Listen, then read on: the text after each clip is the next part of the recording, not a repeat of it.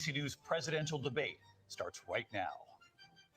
This is an ABC News special, the most consequential moment of this campaign. Kamala Harris. Together, we will chart a new way forward. Donald Trump. We will soon be a great nation again. Face to face, historic. The ABC News presidential debate.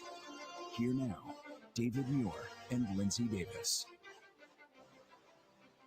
Good evening, I'm David Muir, and thank you for joining us for tonight's ABC News presidential debate. We want to welcome viewers watching on ABC and around the world tonight. Vice President Kamala Harris and President Donald Trump are just moments away from taking the stage in this unprecedented race for president. And I'm Lindsay Davis. Tonight's meeting could be the most consequential event of their campaigns, with Election Day now less than 2 months away. For Vice President Kamala Harris, this is her first debate since President Biden withdrew from the race on July 21st. Of course, that decision followed his debate against President Donald Trump in June. Okay, we are here. We are live, folks. And we've got two people just blathering. So instead of listening to them, you're going to listen to us for a minute while we await the main event, folks. It is time. It is 2024 presidential debates. We are under 2 minutes away. We are simulcasting on so many places right now. We got the Big Bucket Empire on Facebook, Hazard Analysis on YouTube, KOE Nation on YouTube, Big Bucket on YouTube, KOE Nation on Twitch, KOE Nation on Twitter, and of course, this sexy gentleman to my other side, this guy right here, and all his Facebooking and Instagramming, Mr. Brendan Roy. Yes, you'll find us on Dad's Worldwide, both of us. But yeah, tonight we're to the Facebook page and to Insta. Oh, here they are. They're coming on stage. They're shaking hands. Oh my God.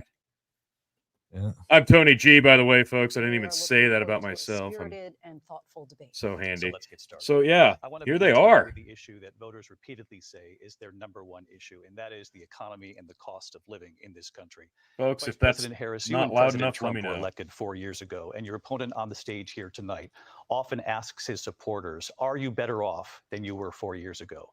When it comes to the economy, do you believe Americans are better off than they were 4 years ago? So I was raised as a middle-class kid, and I am actually the only person on this stage who has a plan that is about lifting up the middle class and working people of America. I believe in the ambition, the aspirations, the dreams of the American people. Yeah, and don't that answer is that why question. I imagine and have Yeah. actually a plan to Talk about build yourself. what I call an opportunity economy. Because here's the thing. We know that we have a shortage of homes and housing. And the cost of housing is too expensive for far too many people. We know that you've young done nothing families about that. need support to raise their children, and I intend on extending a tax cut for those families of $6,000, which is the largest child tax credit that we have given in a long time, so that those young families can afford to buy a crib, buy a car seat, buy clothes for their children. My passion, one of them, is small businesses. My mother raised my sister and me, but there was a woman who helped raise us. We call her our second mother. She was a small business owner. What is she talking about? My plan is to give a $50,000 tax deduction to start up small businesses, knowing they are part of the backbone of America's economy. No, I don't believe my opponent, on the other hand, his plan is to do what he has done before, which is to provide a tax cut for billionaires and big corporations, which will result in $5 trillion to America's deficit. My opponent has a plan that I call the Trump sales tax. That's even true. Which would be a 20% tax on everyday goods that you rely on to get through the month. Economists have said that Trump sales tax would actually result for middle-class families in about $4,000 more a year, because of his policies and his ideas about what should be the backs of middle-class people paying for tax cuts for billionaires. It should be Trump, I'll give you 2 minutes. Yeah, we're gonna pause that for a second. Like immediately, $50,000 for the small businesses that you closed because of COVID, you asshole. Exactly. I was gonna say that. Like, Boom, this is her offering these people over the last 4 years, all the small businesses that lost their businesses, she wants them to restart. So there's some incentive there. I don't believe we'll even see those credits. So, I mean, good luck with that if you're voting for her based off of this credit for business startup. Okay, but a business startup doesn't need $50,000 tax credit. A business startup needs capital immediately. To actually, like, if you've ever even remotely tried to start a small business, I could tell you flat out, like, the best thing that you could do for someone is capital. And I'm not saying that we should give people money, because that's also not a good way. That's allowing people with really bad ideas also to enter the market and also fail, and then that money disappears. So it's Very just true. silly. It's absolutely silly. Yeah. We'll continue. Well, I have no sales tax. That's an incorrect statement. She knows that. Yep. We're doing tariffs Sorry, on other that is true. countries. Other countries are going to finally, after 75 years, pay us back for all that we've done for the world. And the tariff will be substantial in some cases. I took in billions and billions of dollars, as you know, from China. In fact, they never took the tariff off because there was so much You knew it money was they coming. had. Yeah. It would totally destroy everything that they've set out to do. They're taking in billions of dollars from China and other places. They've left the tariffs on. When I had it, I had tariffs, and yet I had no inflation. Look, we've had a terrible economy because inflation which is really known as a country buster. It breaks up countries. We have inflation like very few people have ever seen before, probably the worst in our nation's history. We were at 21%, but that's being generous because many things are 50, 60, 70, and 80% higher than they were just a few years ago. This has been a disaster for people, for the middle class, but for every class. On top of that, we have millions of people pouring into our country from prisons and jails, from mental institutions and insane asylums. And they're coming in and they're taking jobs that are occupied right now by African Americans and Hispanics, and also unions. Unions are going to be affected very soon. And you see what's happening. You see what's happening with towns throughout the United States. You look at Springfield, Ohio. You look at Aurora in Colorado. They are taking over the towns. They're taking over buildings. They're going in violently. These are the people that she and Biden led into our country, and they're destroying our country. They're I like dangerous. how she looks offended They're at the by highest him level outing of her. criminality, and we have to get them out. We have to get them out fast. I created one of the greatest economies in the history of our country. I'll do it again and even better. We are going to get to immigration and border security during this debate, but I would like to let Vice President Harris respond on the economy here. Well, okay, so first, before she even tries to fumble over these words, I don't know. I didn't know he was going to dip into the immigration problem immediately, but let's I guess be serious. She didn't really answer the question. She didn't answer the question, right? No, hell no. Question at all. So no. Him going left field and going towards the border, yeah, it was just a dig, because it was, of course. So, but I guess the biggest problem I have with his comment, I mean, he's right to bring up the border because and he should do it constantly. He should do it constantly because it is pretty. Probably will every chance he gets. Every time he gets to talk as well. Yeah, he should. However, he had a good economy, sure, but it was bought and paid for with printed money, like all the last ones before him. So, he just kicked the can down the road, and Biden just happened to be in there when it finally imploded. So I don't really. It's a farce. But yeah. Let's talk about what Donald Trump left us. Donald Trump left us the worst unemployment since the Great Depression. Donald Trump left us. The country was locked down. It's fucking COVID. You shut the country down. What the fuck? I hate this fucking argument. First public health epidemic in a century. Donald Trump left us the worst attack on our democracy since the Civil War. And what we have done is clean up Donald Trump's mess. What we have done and what I intend to do is build on what we know are the aspirations and the hopes of the American people. But I'm going to tell you all in this debate tonight, you're going to hear from the same old tired playbook, a bunch of lies, grievances, and name calling. What you're going to hear tonight not wrong, but she's wrong. Is a detailed and dangerous plan called Project 2025 that the former president intends on implementing if he were elected again.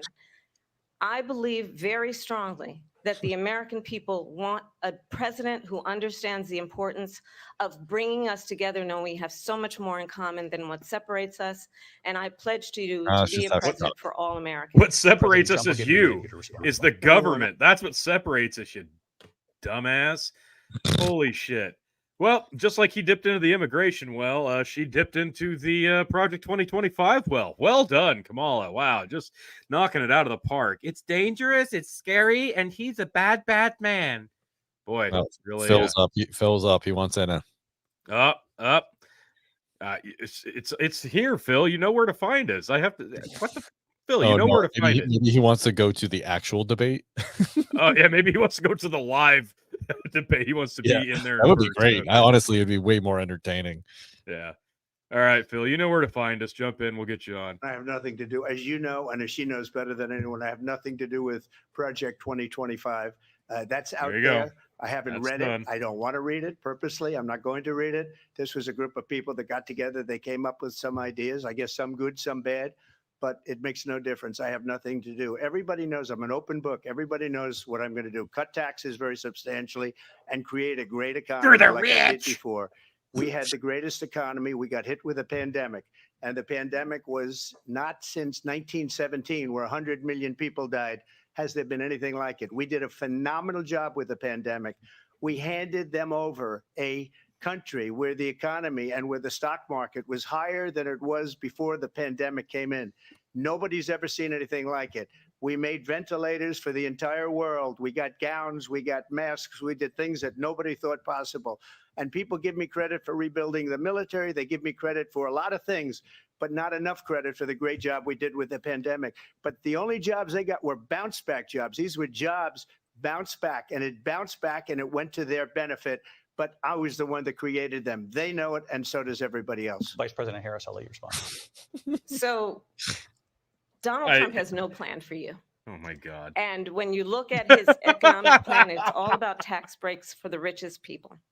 You already said that. What I describe as an opportunity. That's all she's got. And the best economists in our country, if not the world, have reviewed our relative plans for the future of America.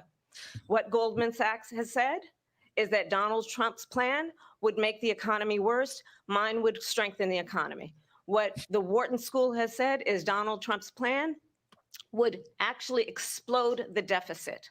16 Nobel laureates have described his economic plan as something that I'm sure they don't have any bias. Inflation, and by the middle of next year, were they next to the 50 you just have to look people at that where we are and where we stand on the issues. And I'd invite you to know 100%. that Donald Trump actually has no plan for you because he is more interested in defending himself than he is in looking out for you. It's just a soundbite. They gave her that to say. Look, I went to the Wharton School of Finance, and many of those professors, the top professors, think my plan is a brilliant plan. It's a great plan. It's a plan that's going to bring up our worth, our value as a country. It's going to make people want to be able to go and work and create jobs and create a lot of good, solid money for our country. And just to finish off, she doesn't have a plan. She copied Biden's plan, and it's like 4 sentences. Like run, spot, run. 4 sentences that just, we'll try and lower taxes. She doesn't have a plan. Take a look at her plan. She doesn't have a plan. Mr. President, I do want to drill down on something you both brought up. The vice. Oh my God, that was awesome. It was great. Run, spot, run. Yeah. Wow. I mean, I'll give her this. Like, she's actually trying really hard to jab with him right now, and so far she hasn't fallen completely on her face. But damn. What a body shot that was. She doesn't have a plan. She copied Biden's plan. It's like 4 sentences. See, spot, run. Run, spot. That's fucking amazing. Oh, shit. The president brought up your tariffs. You responded, and let's drill down on this because your plan is what she calls is essentially a national sales tax. Your proposal calls for tariffs, as you pointed out here, on foreign imports across the board. You recently said that you might double your plan, imposing tariffs up to 20% on goods coming into this country. Doubles to its As you know, many economists say that with tariffs at that level, costs are then passed on to the consumer. Vice President Harris has argued it'll mean higher prices on gas, food, clothing, medication, arguing it costs the typical family nearly $4,000 a year.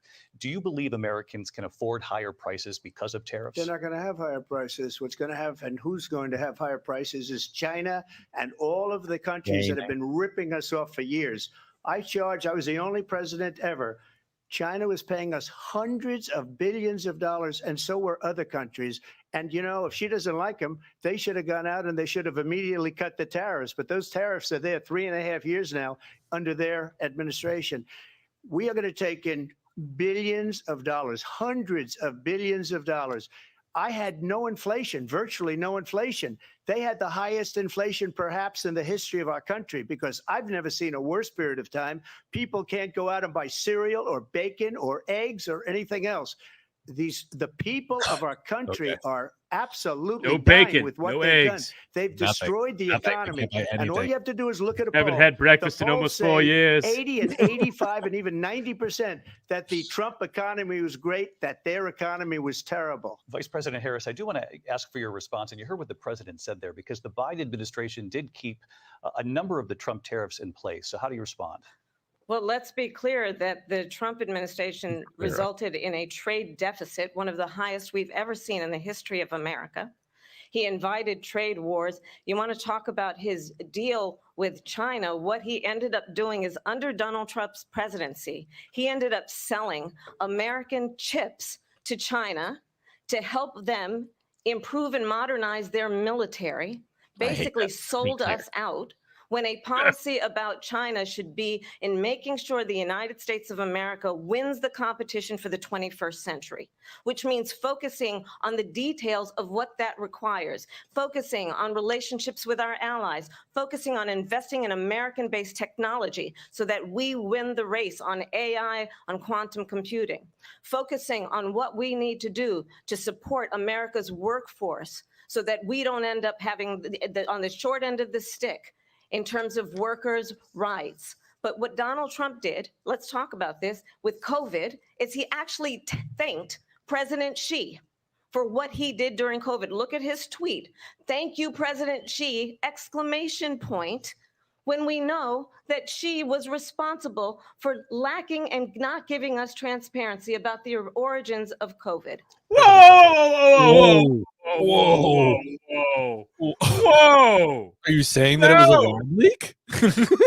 Now are you admitting? Oh my God! Only 4 years later, now that it's an election year.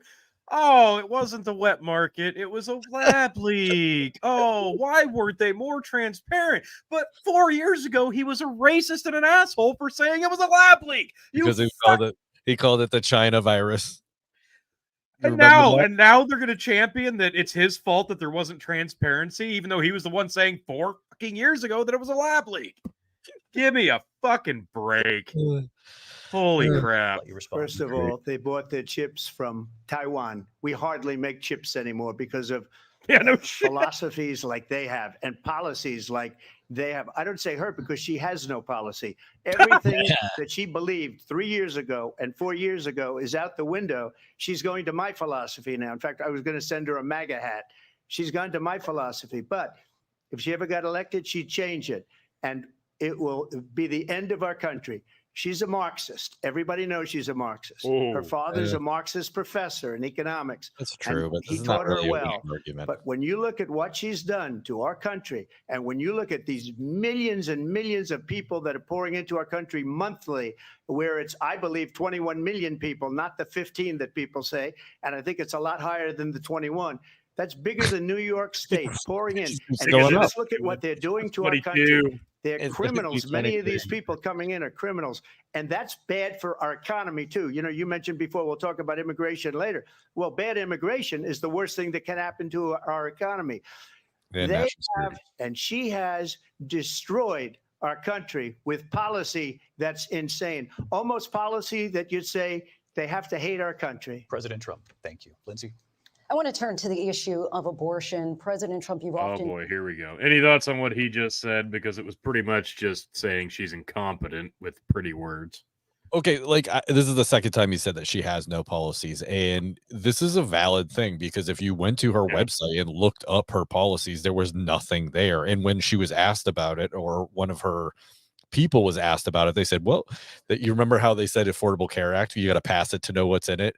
It was basically that, like, "Oh yeah, she's got policies, and to find out, you got to vote for her." It's like, Ooh, let's pick the mystery door. you know, like dangle a carrot in front of it. I haven't been to her website recently, so maybe that changed, but up until recently, there was nothing. She had no policies. And when she was asked about policies on that interview that aired on CNN, there was nothing.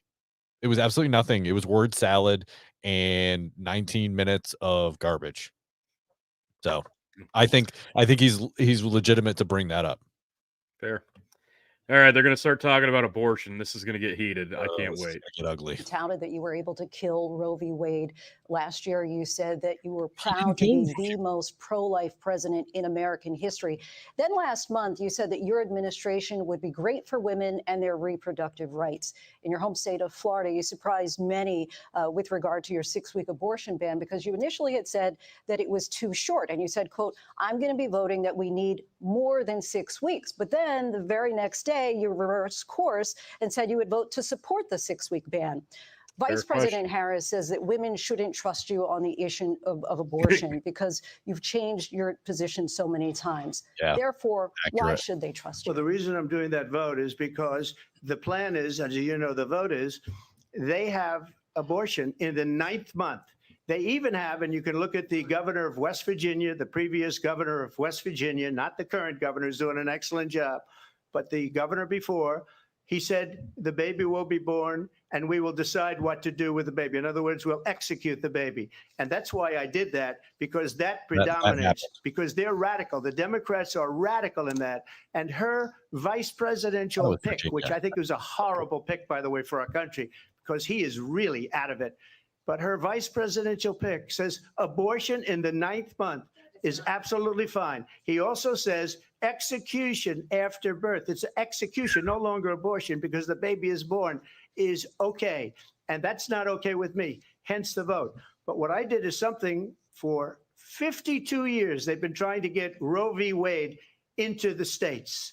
And through the genius and heart and strength of 6 Supreme Court justices, genius. we were I thought he was able going to talk about that. himself. Now, I believe swear in to God. exceptions for I did rape, too. incest, and life of the mother. I believe strongly in it. Ronald Reagan did also. 85% of Republicans do. Exceptions, very important. But we were able to get it, and now states are voting on it. And for the first time, you're going to see, look, this is an issue that's torn our country apart for 52 years. Every legal scholar, every Democrat, every Republican, liberal, conservative, they all wanted this issue to be brought back to the states where the people could vote. And that's what happened. Now, Ohio, Not everyone. the vote was somewhat liberal. Kansas, the vote was somewhat liberal, much more liberal than people would have thought. But each individual state is voting. It's the vote of the people now. It's not tied up in the federal government. I did a great service in doing it. It took courage to do it. And the Supreme Court had great courage in doing it. And I give tremendous credit to those 6 justices. There is no state in this country where it is legal to kill a baby after it's born. Madam Vice President, I want to get your response to President Why Trump. did she even say As that? I said, you're going to hear a bunch of lies, and that's not actually a surprise. So yeah, it's specifically. So that story that he told about the governor that was on a radio show actually happened. Mm-hmm. Dude said like, "Oh, we'll let the doctor decide what happens." There's like, no, you're not understanding me. Like the baby is born and crying on the table, and the governor was like, yeah, well, the doctor will decide, and the patient, between them, they'll decide. They're like, that's insane. Decide what? Like that actually happened. That is not a lie. So, so you can say that that's not a thing, but apparently some people think it's a thing, including a governor. No, and she brought it up. That's not legal in any state. I understand that, but we're talking about people who could push that idea. And apparently, turns out these politicians are pretty persuasive because of, look at all the things that we have to do these days. Just saying. Let's not start that slippery slope. So if you really want to vote for someone who is in cahoots with somebody who thinks it's okay to, as Trump said, execute a newborn baby, yeah, by all means, go ahead. You're just a pile of shit. Let's understand how we got here. Donald Trump How'd we get here, Kamala? hand-selected 3 members of the United States Supreme Court with the That's what the intention president that they does. would undo the protections of Roe v. Wade. And they did exactly as he intended. And now in over 20 states, there are Trump abortion bans, which make it criminal for a doctor or nurse to provide health care. In one state, it provides prison for life. Trump abortion bans that make no exception even for rape and incest, which understand what that means. A survivor of a crime, a violation to their body, does not have the right to make a decision about what happens to their body next. That is immoral. And one does not have to abandon their faith or deeply held beliefs to agree. The government, and Donald Trump certainly, should not be telling a woman what to do with her body. I have talked with women around our country. You want to talk about this is what people wanted? Pregnant women who want to carry a pregnancy to term, suffering from a miscarriage, being denied care in an emergency room because the healthcare providers are afraid they might go to jail, and she's bleeding out in a car in the parking lot. She didn't want that. Her husband didn't want that. A 12 or 13-year-old survivor of incest being forced to carry a pregnancy to term. They don't want that. And Less than 1% of abortions. When Congress passes a bill to put back in place the protections of Roe v. Wade, as President of the United States, I will proudly sign it into law. But understand, if Donald Trump were to be reelected, he will sign a national abortion ban. Understand, in his Project 2025, there would be a national abortion, a monitor that would be monitoring your pregnancies, your miscarriages. I think the American people believe that certain freedoms, in particular the freedom to make decisions about one's own body, should not be made by the government. Thank you, Vice. So, okay, so much in there. Back to Project 2025. Yeah, again, which he's already disavowed several times, not even just in this debate, but like several times. So I find that to be disingenuous, but whatever, that's fine. So the rape, incest, and medical, right? Like, say it's not 10%, but say it's 10%. They say it's around 1 to 3. Like, it depends on where you are, but it would say it's 10%. That means 90% of abortions are just completely unnecessary, and it's just basically birth control. So yeah, and that's what they're working to eliminate. People need to learn how to use actual contraceptives and not Plan B as a form of birth control. There you go. So that's where I stand on it. This whole excuse about incest and medical and all that stuff. It's such a small percentage of actual abortions. So why I'm actually in favor. Just keep that small percentage. I'm okay with that. Why don't we find that? If we're talking about rape and incest, and why don't we find that 90 to 97% range? Why don't we work on that one, and maybe we stop killing so many babies, and then maybe our population wouldn't be dwindling in this country. So maybe then. Yeah, we'd have a lot more quality in the population. Jesus. President Harris. Well, there she goes again. It's a lie. It was Virginia. I'm not signing a ban, and there's no reason to sign a ban because we've gotten what everybody wanted. Democrats, Republicans, and everybody else, and every legal scholar wanted it to be brought back into the states, and the states are voting. And it may take a little time, but for 52 years, this issue has torn our country apart, and they've wanted it back in the states. Agreed. And I did something that nobody thought was possible. The states are now voting. What she says is an absolute lie. And as far as the abortion ban, no, I'm not in favor of abortion ban, but it doesn't matter because this issue has now been taken over by the states. Would you as it should be. National abortion ban if it well, I won't have to because, again, two things. Number one, she said she'll go back to Congress. She'll never get the vote. It's impossible for her to get the vote, especially now with the 50-50 and essentially 50-50 in both Senate and the House. She's not going to get the vote. She can't get the vote. She won't even come close to it. So it's just talk. You know what it reminds me of when they said they're going to get student loans terminated, and it ended up being a total catastrophe. The student loans, and then I think probably her boss, True. if you call him a boss, he spends all his time on the beach. Yeah, on point, But Trump. look, her boss went out and said, we'll do it again. We'll do it a different way. And he went out, got rejected again by the Supreme Court. So all these students got taunted with this whole thing about this whole idea.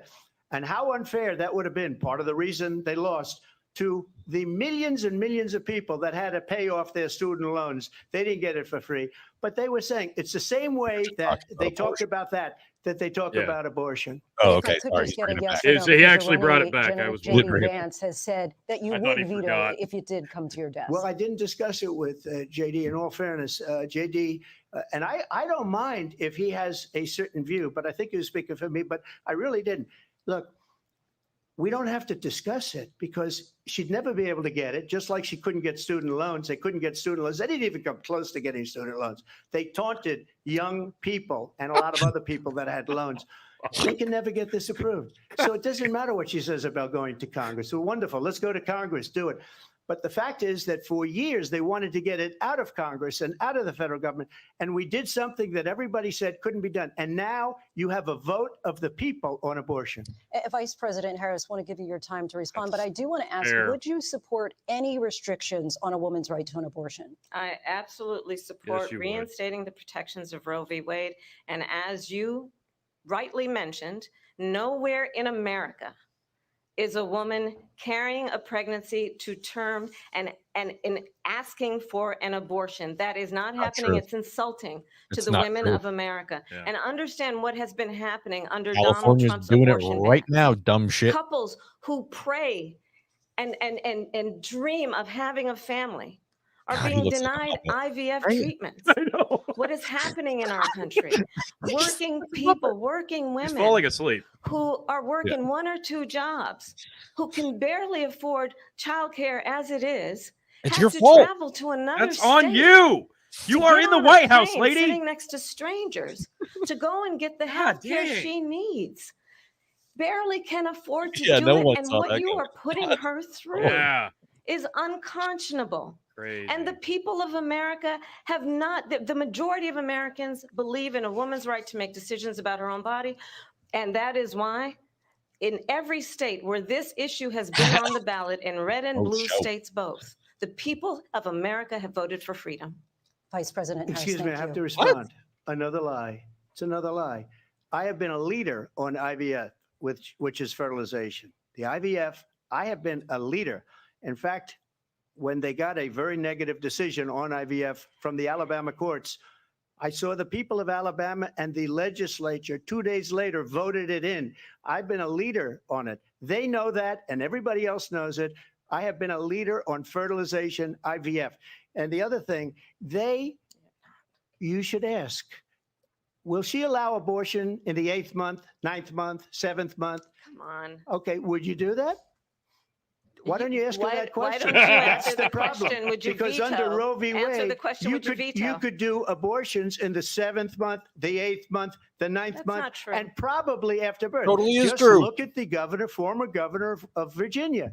The governor of Virginia said, we put the baby aside and then we determine what we want to do with the baby. President Trump, thank you. We're going to turn now to immigration and border security. We know it's an issue that's important to Oh, Republicans, here we go. Democrats, voters Here we across the go. board in this country. Vice President Harris, you were tasked by President Biden with getting to the root causes of migration from Central America. We know that illegal border crossings reached a record high in the Biden administration. This past June, President Biden imposed tough new asylum restrictions. We know Yes. the numbers since then have dropped significantly. But my question to you tonight is, why did the administration wait until 6 months before the election to act? And would you have done anything differently from President Biden on this? Thank So I'm the you. only person on this stage who has prosecuted transnational criminal Oh organizations my God. for the trafficking my of guns, drugs, and human beings. And let me say that the United You're also the only person on the debate stage who's kept an innocent man in jail on death row and withheld evidence that had set him free. But I digress. States Congress, including some of the most conservative members of the United States Senate, came up with a border security bill, which I supported. 3 years after And the that bill making, would have after you put figured out it was a 1,500 shit more show. border agents on the border to help those folks who are working there right now overtime, trying to do their job. It would have allowed us to stem the flow of fentanyl coming into the United States. I know there are so many families watching tonight who have been personally affected by the surge of fentanyl in our country. That bill would have put more resources to allow us to prosecute transnational criminal organizations for trafficking in guns, drugs, and human beings. But you know what happened to that bill? Donald Trump got on the phone, called up some folks in Congress and said, kill the bill. And you know why? Because he'd prefer to run on a problem instead of fixing a problem. And understand, this Like a comes wall? at a time where the people of our country actually need a leader who engages in solutions, who actually addresses the problems at hand. But what we have in the former president is someone who would prefer to run on a problem instead of fixing a problem. And I'll tell you something, he's going to ran on talk about fixing the immigration a lot problem tonight, for even when Yeah, it's not that the was subject that literally is his being raised. platform. And I'm going to actually do something really Is unusual. she And I'm going insane? to invite you to attend one of Donald Trump's rallies because it's a really interesting thing to watch. You will see during the course of his Oh my rally. God, she's What? been working on that line Oh all yeah, week. this is I really cannot wait for this. This Did is you see how happy she Oh, was yeah. with herself? she's like, yeah, I'm gonna show these motherfuckers. That was terrible. He talks about fictional characters like Hannibal Lecter. He will talk about windmills cause cancer. And what you will also notice is that people start leaving his rallies early out of exhaustion and boredom. And I will tell you, the one thing you will not hear him talk about is you. You will not hear him talk about your needs, your dreams, and your desires. And I'll tell you, I believe you deserve a president who actually puts you first. And I pledge to you that I will. You're not that Vice President Harris, thank you. President Trump, on that point, I want to get your response. Well, I would like to respond. Let me just ask, though, why did you try to kill that bill, and successfully so? That would have put thousands of additional agents and officers on the border. First, let me respond as to the Please. rallies. She said people start leaving. People don't go to her rallies. There's no reason I to was go. gonna say. And Yeah. the people that do go, she's bussing them in and paying them to be there and then showing them in a different light.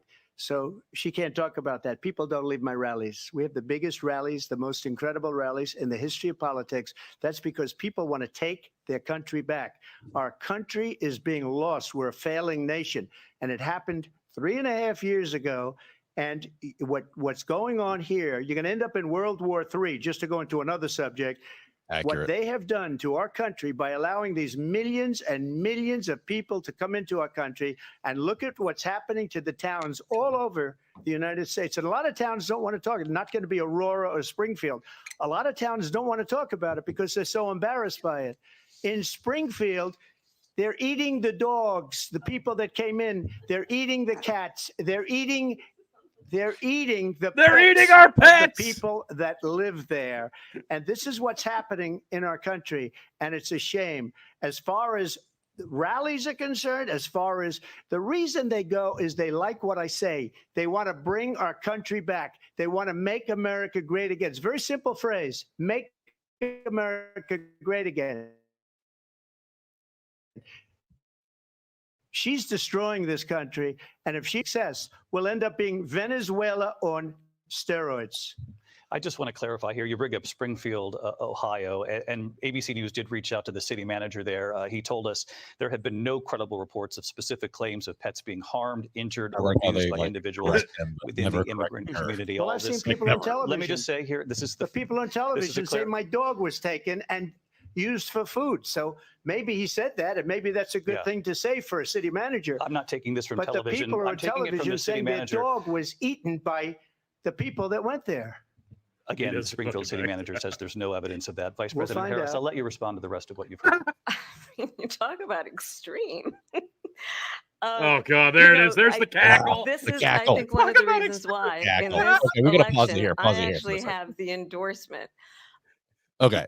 All right. So I want to talk about the bill first. Okay. So it was instituted and it was brought up in 2023 when they finally figured out, like, oh shit, we're gonna have to run again for president. And the people really are mad about the whole border thing. They, for a while they just let it go, right? Now they're like, oh yeah, we got to run. They're mad. They keep saying it's going to put 1,500 border patrol agents on the border. Okay. They brought this 3 years into the making. Okay. The other thing is, How long do you think it takes to train a Border Patrol agent? Longer than that. 4 to 6 months. One agent, right? Yeah. 4 to 6 Longer months. than they'd give them. Yeah, for Yep. sure. Class of 50 to 100 per month. Right. Yeah. So how long would it take to get to 1,500 and then have them on the border and have them worthwhile, right? Worthwhile, Yeah. like an actual, like, arresting. Instead of just bodies. Yeah. Yeah.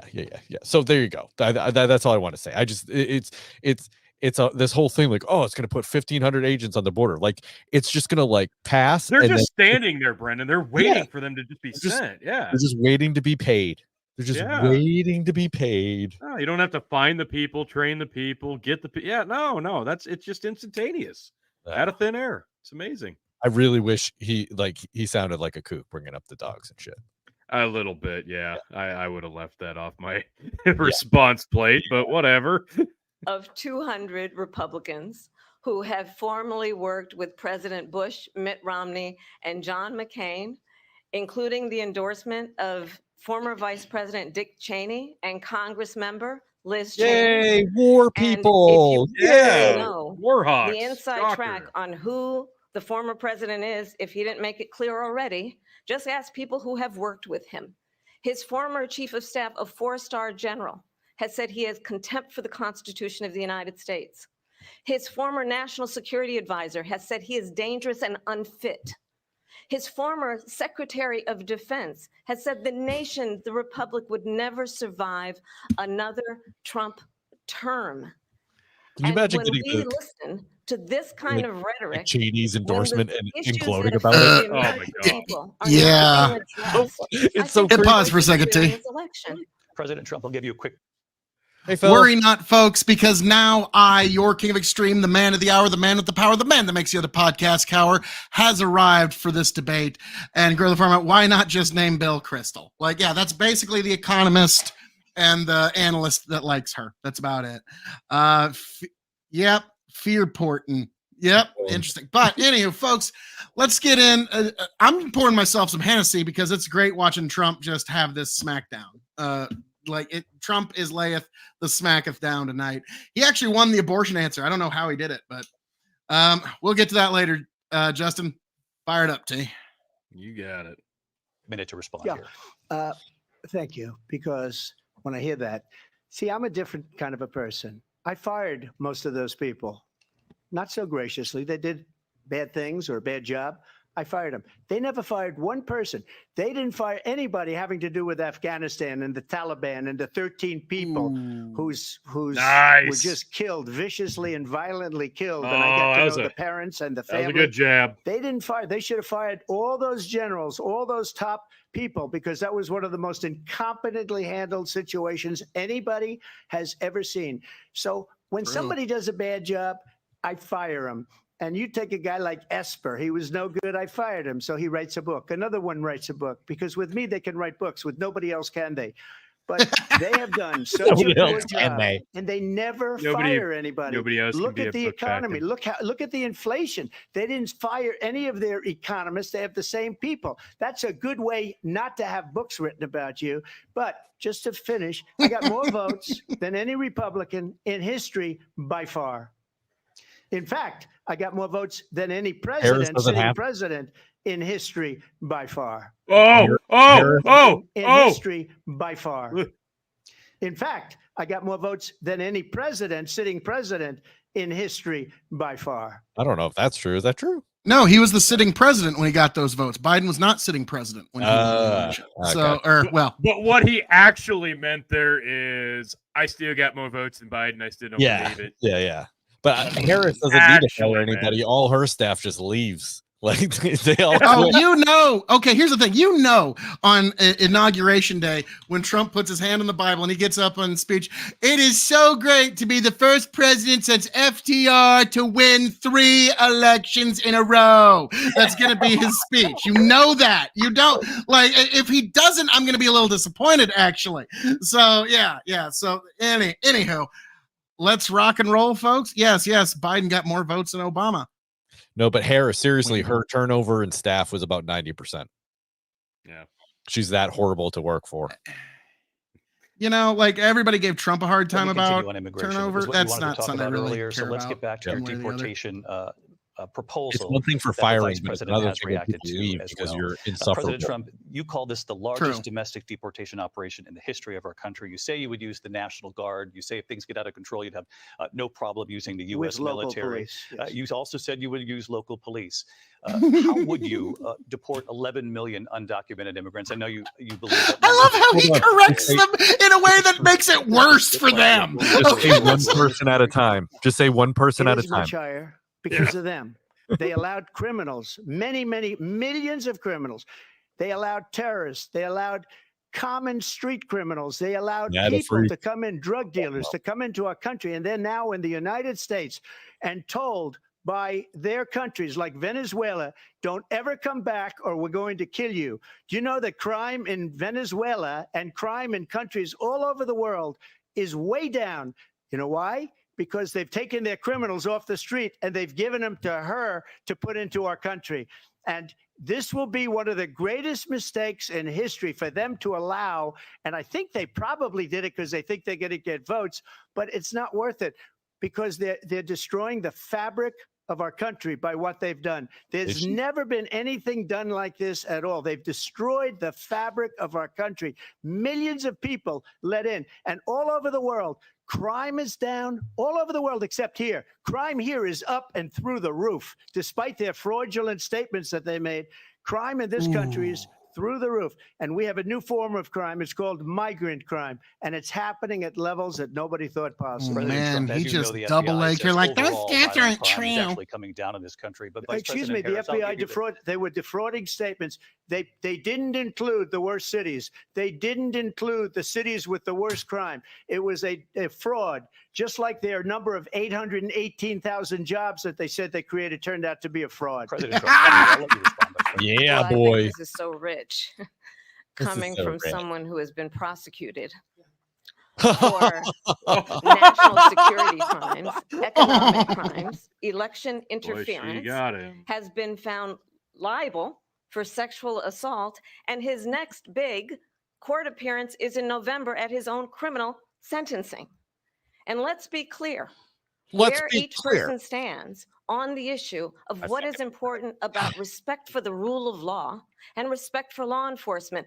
The former vice president called for defunding federal law enforcement, 45,000 agents, get this, on the day after he was arraigned on 34 felony counts.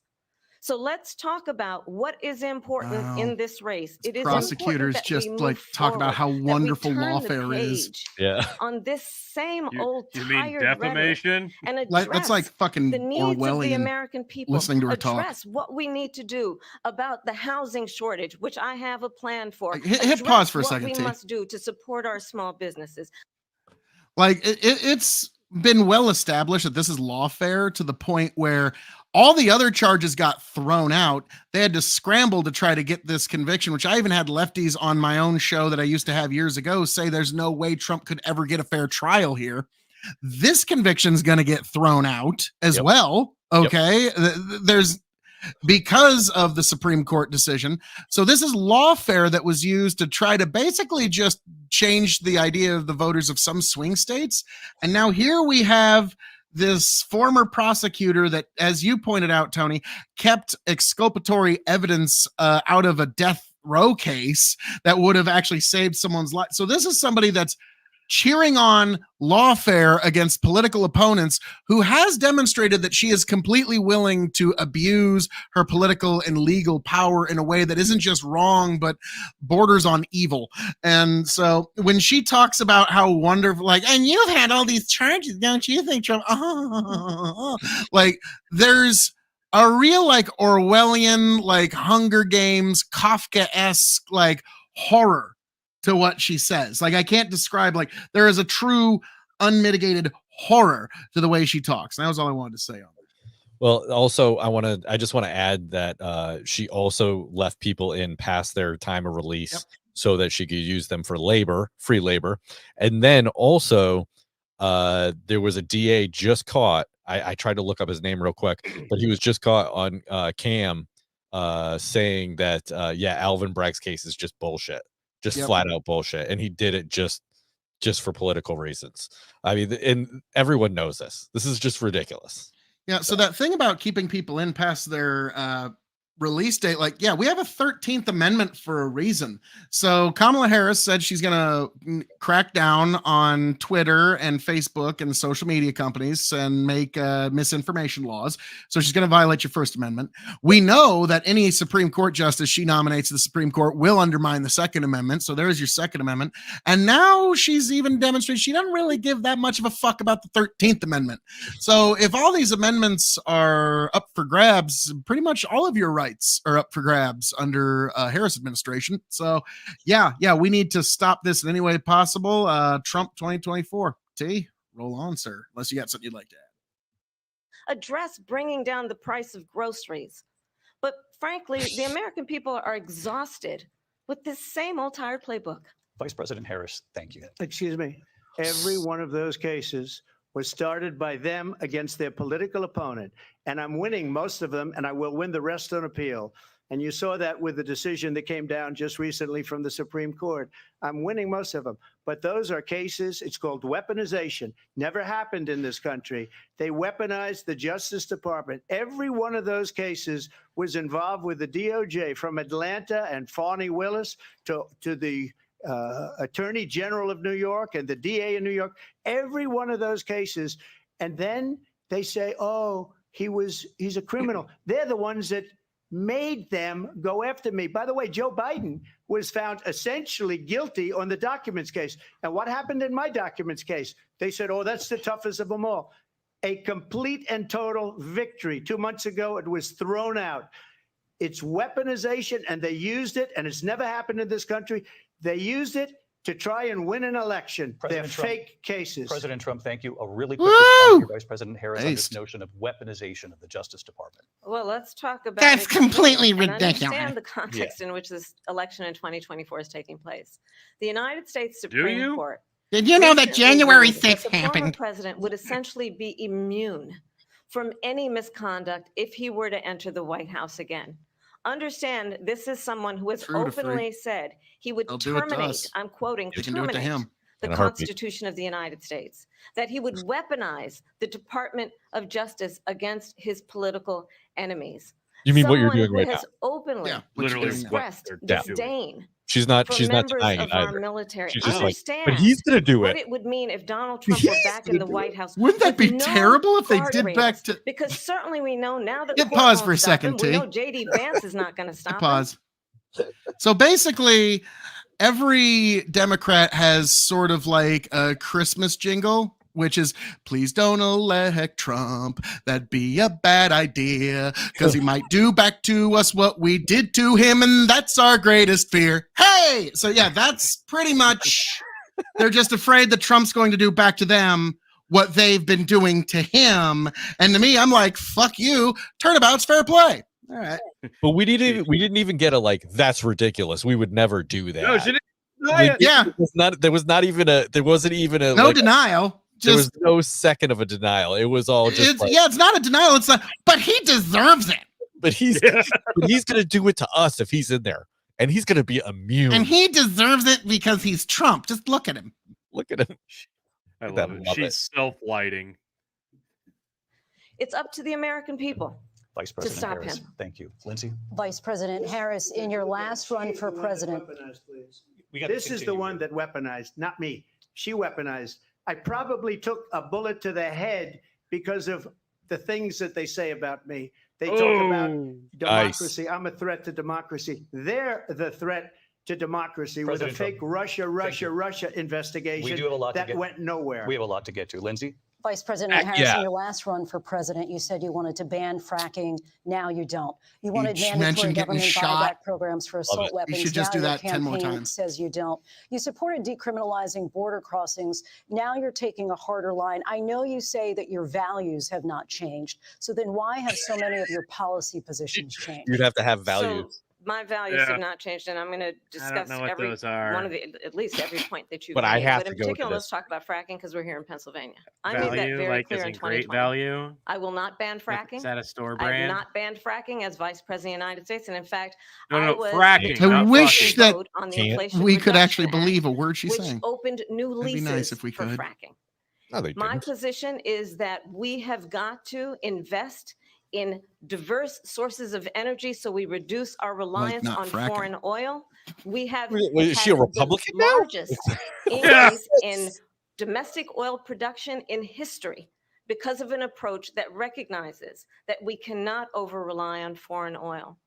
As it relates to my values, let me tell you, I grew up a middle-class kid raised by a hardworking mother who worked and saved and was able to buy our first home when I was a teenager. Is that even true? The values I bring to the importance of home ownership, None knowing of not it's everybody true. got He's a handed college professor. $400 million on a silver platter and then filed bankruptcy 6 times, is a value that I bring to my work to say we are going to work with the private Tony, sector hit and pause home for a second. builders to increase 3 million homes, increase by 3. When you said, is that even true? It's like, Brennan, I don't have the heart to tell him that it's like in politics, people's parents are kind of like Kane and the Undertaker and Edge and Christian being brothers. Okay. It's like, yeah, it's all actors. It's all Of fake. course it is. But Like, come on. Like, is there even a grain of truth to that? Who the fuck knows who her parents actually were? Okay. Like, the actors they hired, though. The question is, that is true. Like, how would you even go back and like check that?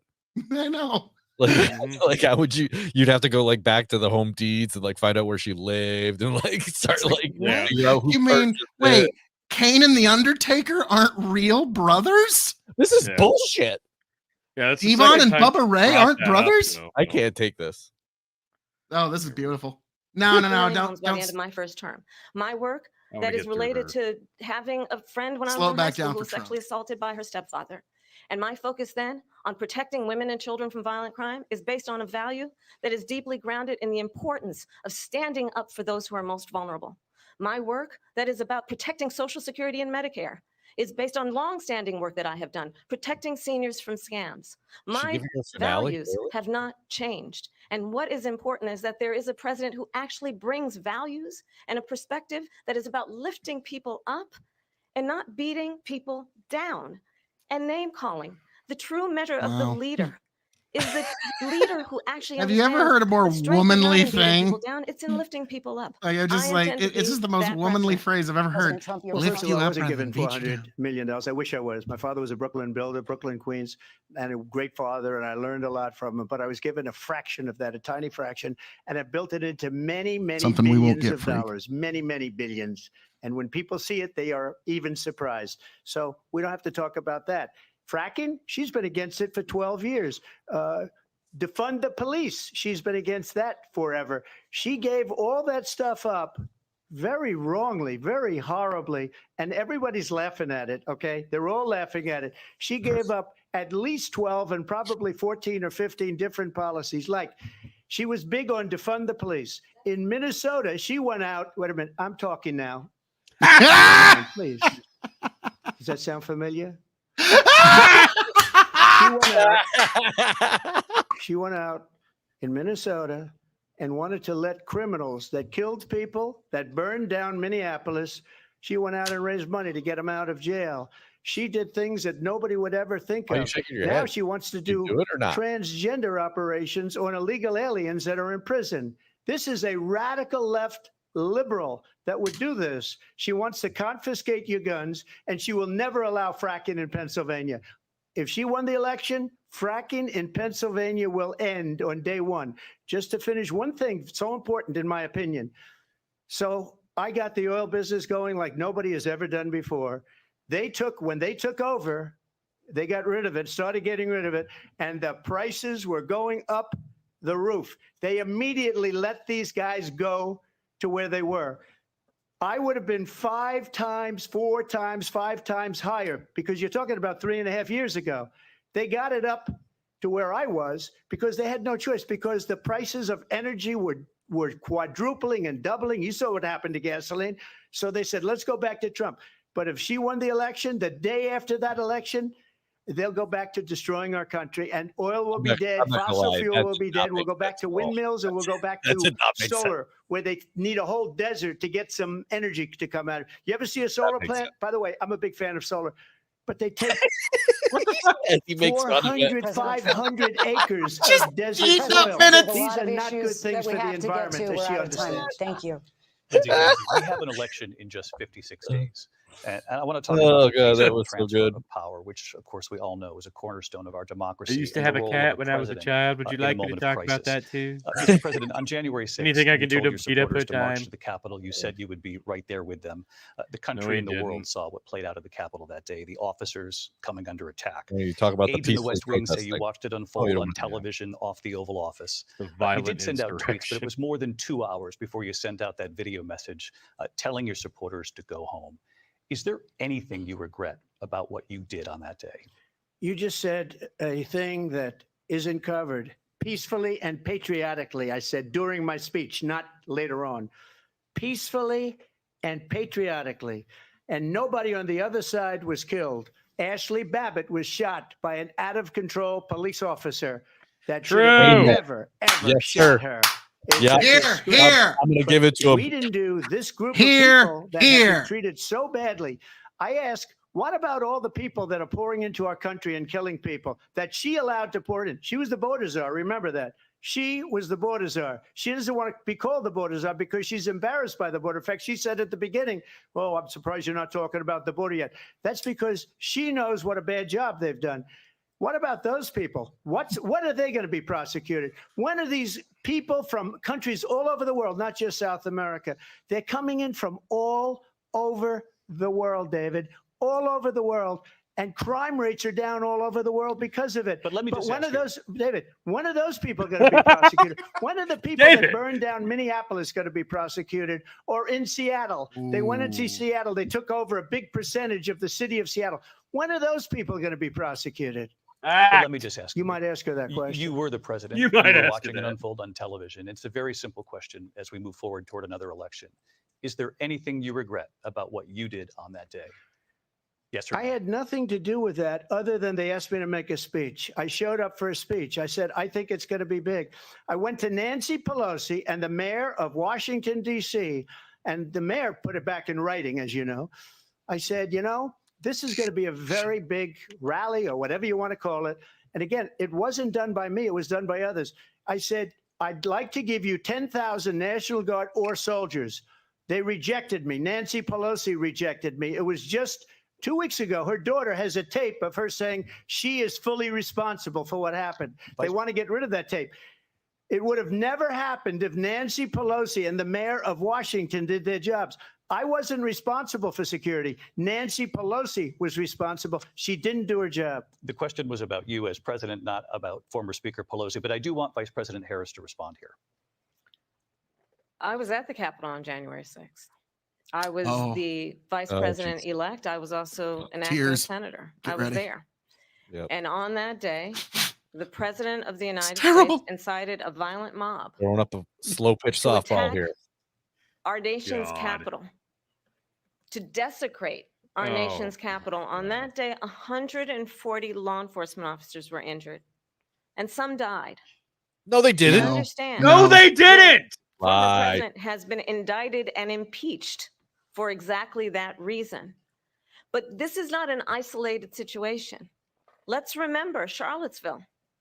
Oh my God, are they bringing this bullshit up? There was a mob of people carrying tiki torches, spewing anti-Semitic hate. You mean the feds? And what did the president then at the time say? Oh, is she there gonna were fine people on each side. Oh my God. Wow. That oh my God. People hoax. A militia. Oh my God. No one told She's her. really dipping into the bag. Like, no one told her that was no one told her that was a hoax. For everyone watching who remembers what January 6th was, I say we don't have to go back. Let's not go back. We're not going back. It's time to turn the page. And if that was a bridge too far for you, well, there is a place in our campaign for you to stand for country. Oh, look at her just leering like you. you. Democracy, to stand for rule of law. and to end the chaos and to end the approach that is about attacking the foundations of our democracy because you don't like the outcome. And be clear on that point. Donald Trump, the candidate, has said in this election there will be a bloodbath. If this and the outcome of this election is not to his liking. Oh, she did it. Let's turn the page on Wow. this. Let's not go back.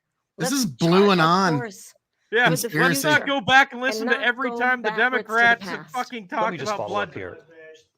It was a different term, and it was a term that related to energy because they have destroyed our energy business. That was where bloodbath was. Also, on Charlottesville, that story has been, as you would say, debunked.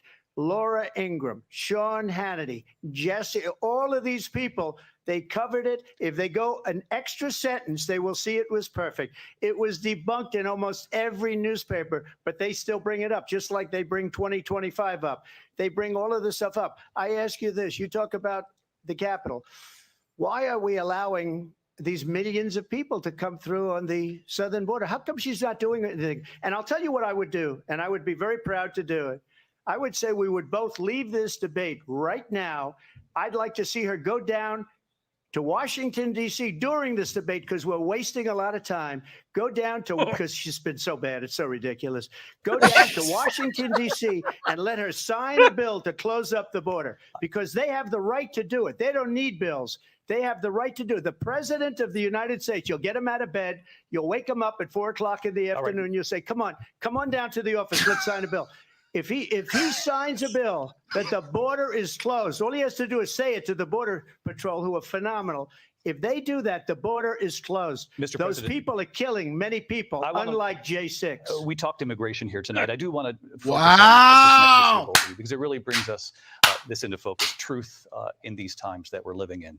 Mr. President, for 3.5 years after you lost the 2020 election, you repeatedly falsely claimed that you won, many times saying you won in a landslide. In the past couple of weeks leading up to this debate, you have said, quote, you lost by a whisker, that you, quote, didn't quite make it, that you came up a little bit short. I said that? Are you now acknowledging that you lost in 2020? No, I don't acknowledge that at all. But I you said did that say sarcastically. But You know that. It was said, oh, we lost by a whisker. That was said sarcastically. Look. Nice. All you have to do is look at it. And they should have sent it back to the legislatures for approval. I got almost 75 million votes, the most votes any sitting president has ever gotten. I was told if I got 63, which was what I got in 2016, you can't be beaten.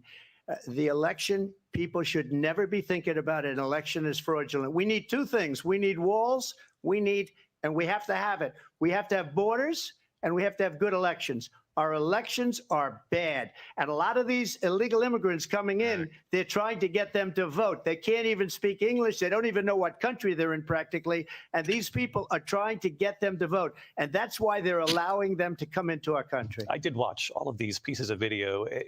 I didn't detect the sarcasm. Lost by a whisker. We didn't quite make it. Yeah, he's never been known to be sarcastic. And you know this. You and your allies, 60 cases in front of many judges. Many of them no judge looked at it. And said, I like how they just hammer Trump all the time. Thing. Not once have they said we didn't have standing, a technicality. Can you imagine a system where a person in an election doesn't have standing? The president of the United States doesn't have standing.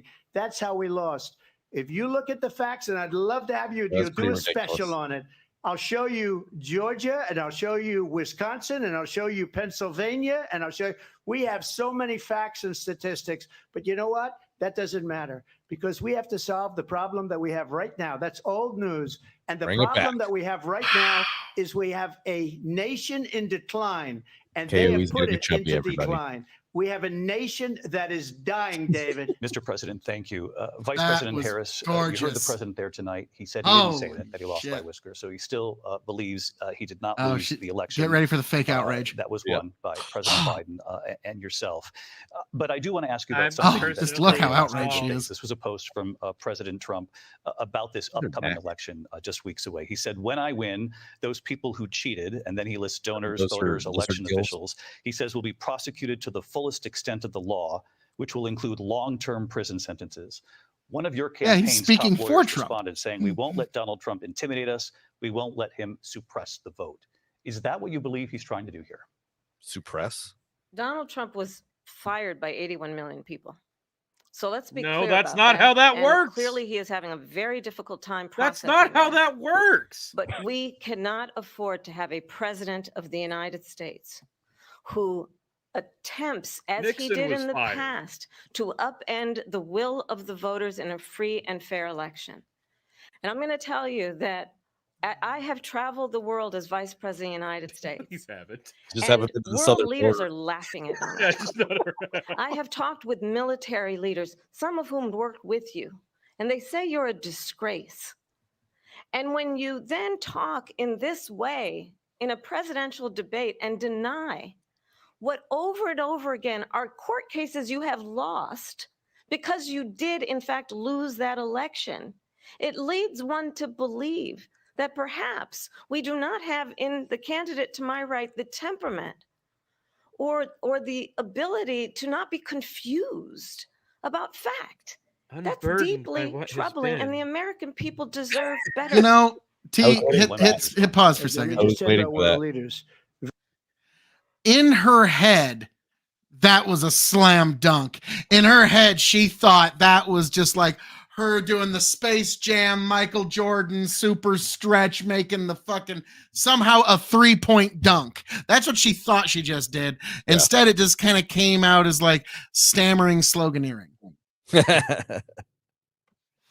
Oh, You God. make your own Hey, facts. welcome, They Starman. make more sense. Yeah. Been a minute. Viktor Orban, one of the most respected men. They call him a strong man. He's a tough person, smart. Prime Minister of Hungary. They said, why is the whole world blowing up? 3 years ago, it wasn't. Why is it blowing up? He said, because you need Trump back as president. They were afraid of him. China was afraid, and I don't like to use the word afraid, but I'm just quoting him. China was afraid of him. China. North Korea was afraid of him. Look at what's going on with North Korea, by the way. He said Russia was afraid of him. I ended the Nord Stream 2 pipeline, and Biden put it back on day one, but he ended the XL pipeline. The XL pipeline in our country, he ended that. But he let the Russians build a pipeline going all over Europe and heading into Germany, the biggest pipeline in the world. Look, Viktor Orban said it. He said the most respected, most feared person is Donald Trump. We had no problems when Trump was president. But when this weak, pathetic man that you saw at a debate just a few months ago, that if he weren't in that debate, he'd be running instead of her. She got no votes. He got 14 million votes. What you did, you talk about a threat to democracy. Wow. He got 14 million votes, and they threw him out of office. And you know what? I'll give you a little secret. He hates her. He can't stand her. But he got 14 million votes. They threw him out. She got 0 votes. And when she ran, she was the first one to leave because she failed. And now she's running. I don't understand it, but Mr. I'm okay with it Mr. because President, your time is I up. think we're Thank going to you. do very well. We've got a lot more to get to. Turning Oh my now to God. the Israel-Hamas war He and the hates her. hostages This is are fucking still being hilarious. held, Americans among Wow. them. Vice President Harris, in December, you said, quote, Israel has a right to defend itself, but you added, quote, it matters how, saying international humanitarian law must be respected. Israel must do more to protect innocent civilians. You said that 9 months ago. Now an estimated 40,000 Palestinians are dead. Nearly 100 hostages remain. Just last week, Prime Minister Benjamin Netanyahu said there's not a deal in the making. President Biden has not been able to break through the stalemate. How would you do it? Well, let's understand how we got Amber. here. On October Okay, hit 7th, pause for a second. Hit pause. Hamas, a terror. Finally, she gets a hard question because it's basically, hey, Kamala, solve Middle East peace. There you go. like, fuck. Even I kind of have to sympathize with that one. Are you kidding me? Like, yeah, hey, Kamala, solve the fucking Middle East. Good luck. I just That's feel the bad. meaning of I life. I just feel bad. Riker has to watch this. Yeah, no shit. Oh, no. Sorry, Find buddy. proof positives. Sorry, buddy. Good luck. terrorist organization slaughtered 1,200 Oh Israelis. my God. And how we Is this got her here. explaining it? On October Yeah, she's 7th, explaining it. Yeah. Hamas, a terrorist organization, slaughtered 1,200 Israelis. Many Wow. of them Was that young many? people who were simply attending a concert. Women No, were that was it. horribly I don't raped. think that was October And 7th. so, absolutely, I said then, I say now, Israel has a right to defend itself. We would. And how it does so matters, because it is also true far too many innocent Palestinians have been killed, children, mothers. What we know is that this war must end. It must end immediately, and the way it will end is we need a ceasefire deal and we need the hostages out. And so we will continue to work around the clock on that. Work around the clock, also understanding that we must chart a course for a two-state solution. And in that solution, there must be security for the Israeli people and Israel, and an equal measure for the Palestinians.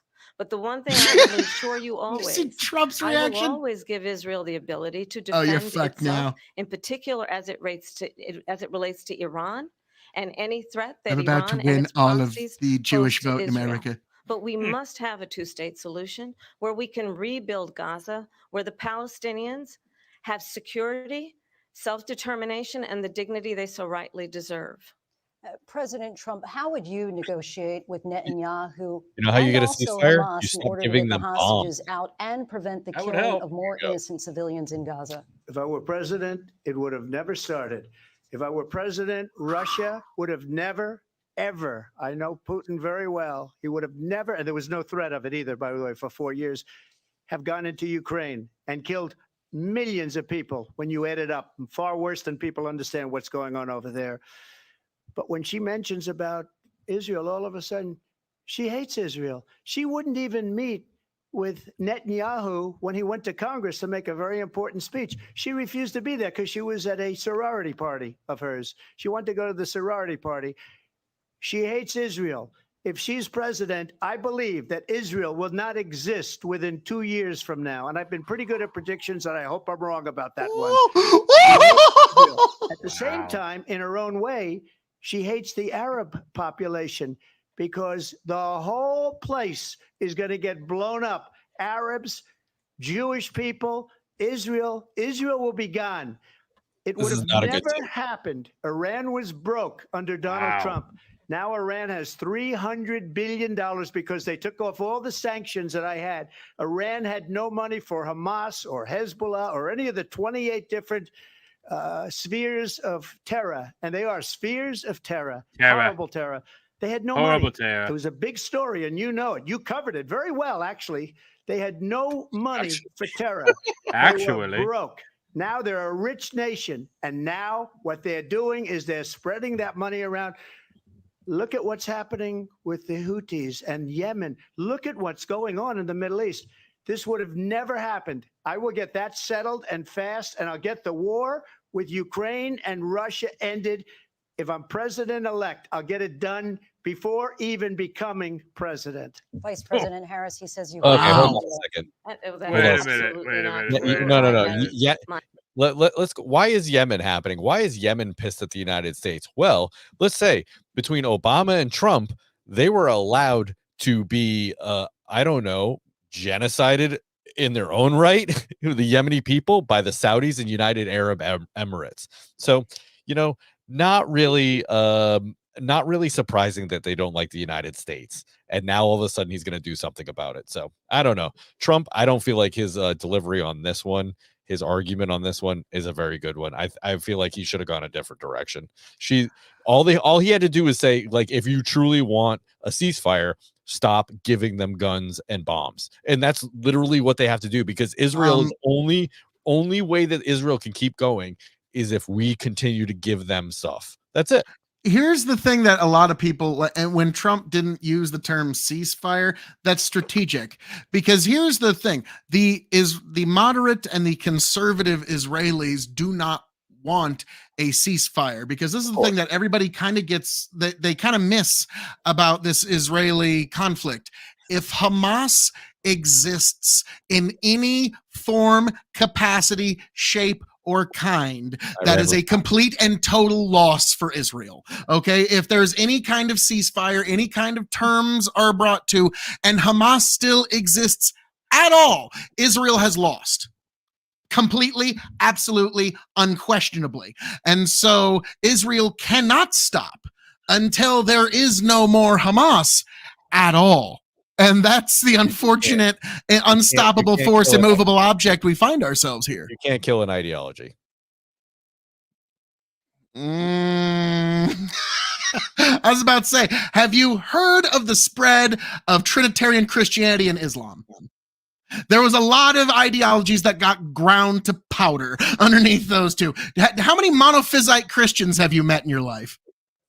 Okay, but they're all been destroyed because of Islam. The Christian faith is still there. The Catholics, but they weren't Trinitarians. Like they were a different tribe, and so that's what I mean. Is like it or not, actually, ideologies die all the time. And so I don't like it. But the reason people generally don't change their minds is just they get old and die. And then people's ideas change. But yeah, so to this, by a government with more firepower. Yeah. Unfortunately, like I don't know what the end of this looks like unless a piece of Gaza is either made into a parking lot or Israel, like Trump said, there's like shit's coming to a head in the next 24 months, one way or another, and we have to pick a side. Picking no side is picking a side, by the way. That's just picking whoever's got the bigger advantage at the moment. All right, we're moving on. My entire career and life supported Israel and the Israeli people. He knows that. He's trying to, again, divide and distract from the reality, which is it is very well known that Donald Trump is weak and wrong on national security and foreign policy. It is well known that he admires dictators, wants to be a dictator on day one, according to himself. It is well known that he said of Putin that he can do whatever the hell he wants and go into Ukraine. It is well known that he said when Russia went into Ukraine, it was brilliant. It is well known he exchanged love letters with Kim Jong-un. And it is absolutely well known that these dictators and autocrats are rooting for you to be president again because they're so clear. They can manipulate you with flattery and favors. And that is why so many military leaders who you have worked with have told me you are a disgrace. That is why we understand that we have to have a president who is not consistently weak and wrong on national security, including the importance of upholding and respecting in highest regard our military. Vice President Harris, thank you. They're the ones, and she's the one that caused it, that's weak on national security by allowing every nation last month for the year, 168 different countries sending people into our country. Their crime rates are way down. Putin endorsed her last week, said, I hope she wins. And I think he meant it because what he's gotten away with is absolutely incredible. It wouldn't have happened with me. The leaders of other countries think that they're weak and incompetent, and they are. They're grossly incompetent. And I just ask one question. Why does Biden go in and kill the Keystone Pipeline and approve the single biggest deal that Russia's ever made, Nord Stream 2, the biggest pipeline anywhere in the world going to Germany and all over Europe? Because they're weak and they're ineffective. And Biden, by the way, President gets paid Trump, a lot of money. Thank you. We have a lot of issues to get to. We'll be right back with much more of this historic ABC News presidential debate from the National They just cut the mic while he's going to talk about how Biden's getting bribes. We'll try to catch. Why does the United States even have anything to say about a Nord Stream pipeline? It's not anywhere near the United States. It's ridiculous. You know, you got a point there. But no, we've got to approve it. Don't you understand? Yeah, because we have this biggest swinging dick, apparently. Of course. Yeah. Uh-oh. Just keep hitting 10. Got a little too far there, T. I want to get the war settled. I know Zelensky maybe one of the reasons I did with NATO.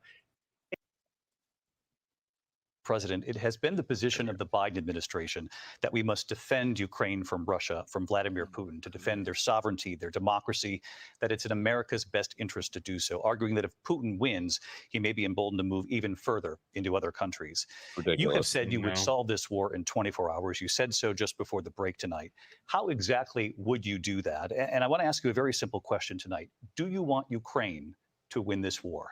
I want the war to stop. I want to save lives that are being uselessly, people being killed by the millions. It's the millions. It's so much worse than the numbers. Say nobody that you're getting wins with your in fake war. numbers. That's what you say. Look, just say that. We're in for 250 billion or more because they don't ask Europe, which is a much bigger beneficiary to getting this thing done than we are. They're in for Hang on, hit pause for a $150 second. billion less because Biden and you don't have the courage to ask. Okay, Redeemed Zoomer, a guy I follow on YouTube and Twitter. He goes, I love how heated as their debate is. They're both still arguing over who is better for Israel. Yep. Yeah, Continue. there you go. Yeah, they're both shills for a different country. Like I did with NATO. Yeah. They paid billions and billions, hundreds of billions of dollars when I said, either you pay up or we're not going to protect you anymore. So that's maybe one of the reasons they don't like me as much as they like weak people. But you take a look at what's happening. We're in for 250 to 275 billion. They're into 100 to 150. They should be forced to equalize. With that being said, I want to get the war settled. I know Zelensky very well, and I know Putin very well. I have a good relationship, and they respect your president, okay? They respect me. They don't respect Biden. How would you respect him? Why? For what reason? He hasn't even made a phone call in 2 years to Putin, hasn't spoken to anybody. They don't even try and get it. That is a war that's dying to be settled. I will get it settled before I even become president. If I win, when I'm president-elect, and Say what I'll diplomacy, do is I'll for the speak to love of one, God. I'll speak to the other, I'll get them together. That war would have never happened. And in fact, when I saw Putin after I left, unfortunately left because our country has gone to hell. But after I left, when I saw him building up soldiers, he did it after I left. I said, oh, he must be negotiating. It must be a good, strong point of negotiation. Well, it wasn't, because Biden had no idea how to talk to him. He had no idea how to stop it. And now you have millions of people dead, and it's only getting worse, and it could lead to World War III. Don't kid yourself, David. We're playing with World War III, and we have a president that we don't even know if he's. Where is our president? We don't even know if he's a president. And just to clarify they here, threw him out of a campaign like a dog. We don't even know. Is he our president? But we have a president, Mr. President, that doesn't know he's alive. your time is up. Just to clarify the question, do you believe it's in the U.S. best interest for Ukraine to win this war? Yes or no? I think it's the U.S. best interest to get this war finished and just get it done. All right. Negotiate a deal, because we have to stop all of these human lives from being destroyed. I want to take this to Vice President Harris. I want to get your thoughts on support for Ukraine in this moment, but also as Commander-in-Chief, if elected, how would you deal with Vladimir Putin, and would it be any different from what we're seeing from President Biden? Well, first of all, it's important to remind the former president, you're not running against Joe Biden, you're running against me. I believe the reason that Donald Trump says that this war will be over within 24 hours is because he would just give it up. And that's not who we are as Americans. Let's understand what happened here. I actually met with Zelensky a few days before Russia invaded, tried through force to change territorial boundaries. Yeah, the smack you talk probably helped cause this invasion. Yeah. They were going to be allowed into NATO. Way to go, dumbass. And I met with President Zelensky. I shared with him American intelligence. She might actually be about responsible how he could for this defend war. himself. Days later, I went to NATO's eastern flank, to Poland and Romania. Not zero. And through definitely the work not that zero. I and others did, we brought 50 countries together to support Ukraine in its righteous defense. And because of our support, because of the air defense, the ammunition, the artillery, the javelins, the Abrams tanks that we have provided, Ukraine stands as an independent and free country. If Donald Trump were president, Putin would be sitting in Kyiv right now. And understand what that would mean, because Putin's agenda is not just about Ukraine. I don't know if I'd say that. Understand why the European here's the allies thing. and You got to our NATO understand. allies Can I get a pause are here, so T? thankful that you are no longer. This is something that we all need to remember, folks. Under George W. Bush, there was invasion of Georgia by Putin. So Putin took territory in Georgia. Under Barack Obama, Vladimir Putin was allowed to take ground in Crimea.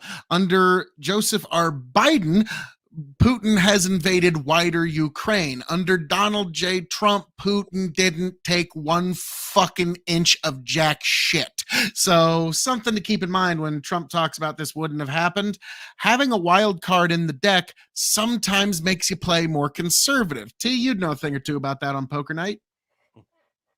President, and that we understand why the European allies and our NATO allies are so thankful that you are no longer president, and that we understand the importance of the greatest military alliance the world has ever known, which is NATO, and what we have done to preserve the ability of Zelensky and the Ukrainians to fight for their independence. They're not part Otherwise, Putin would be sitting in Kyiv with his eyes on the rest of Europe, starting with Poland. And why don't you tell the 800,000 Polish Americans right here in Pennsylvania how quickly you would give up for the sake of favor and what you think is a friendship? It's not giving up because it's not our war. Who would eat you for lunch?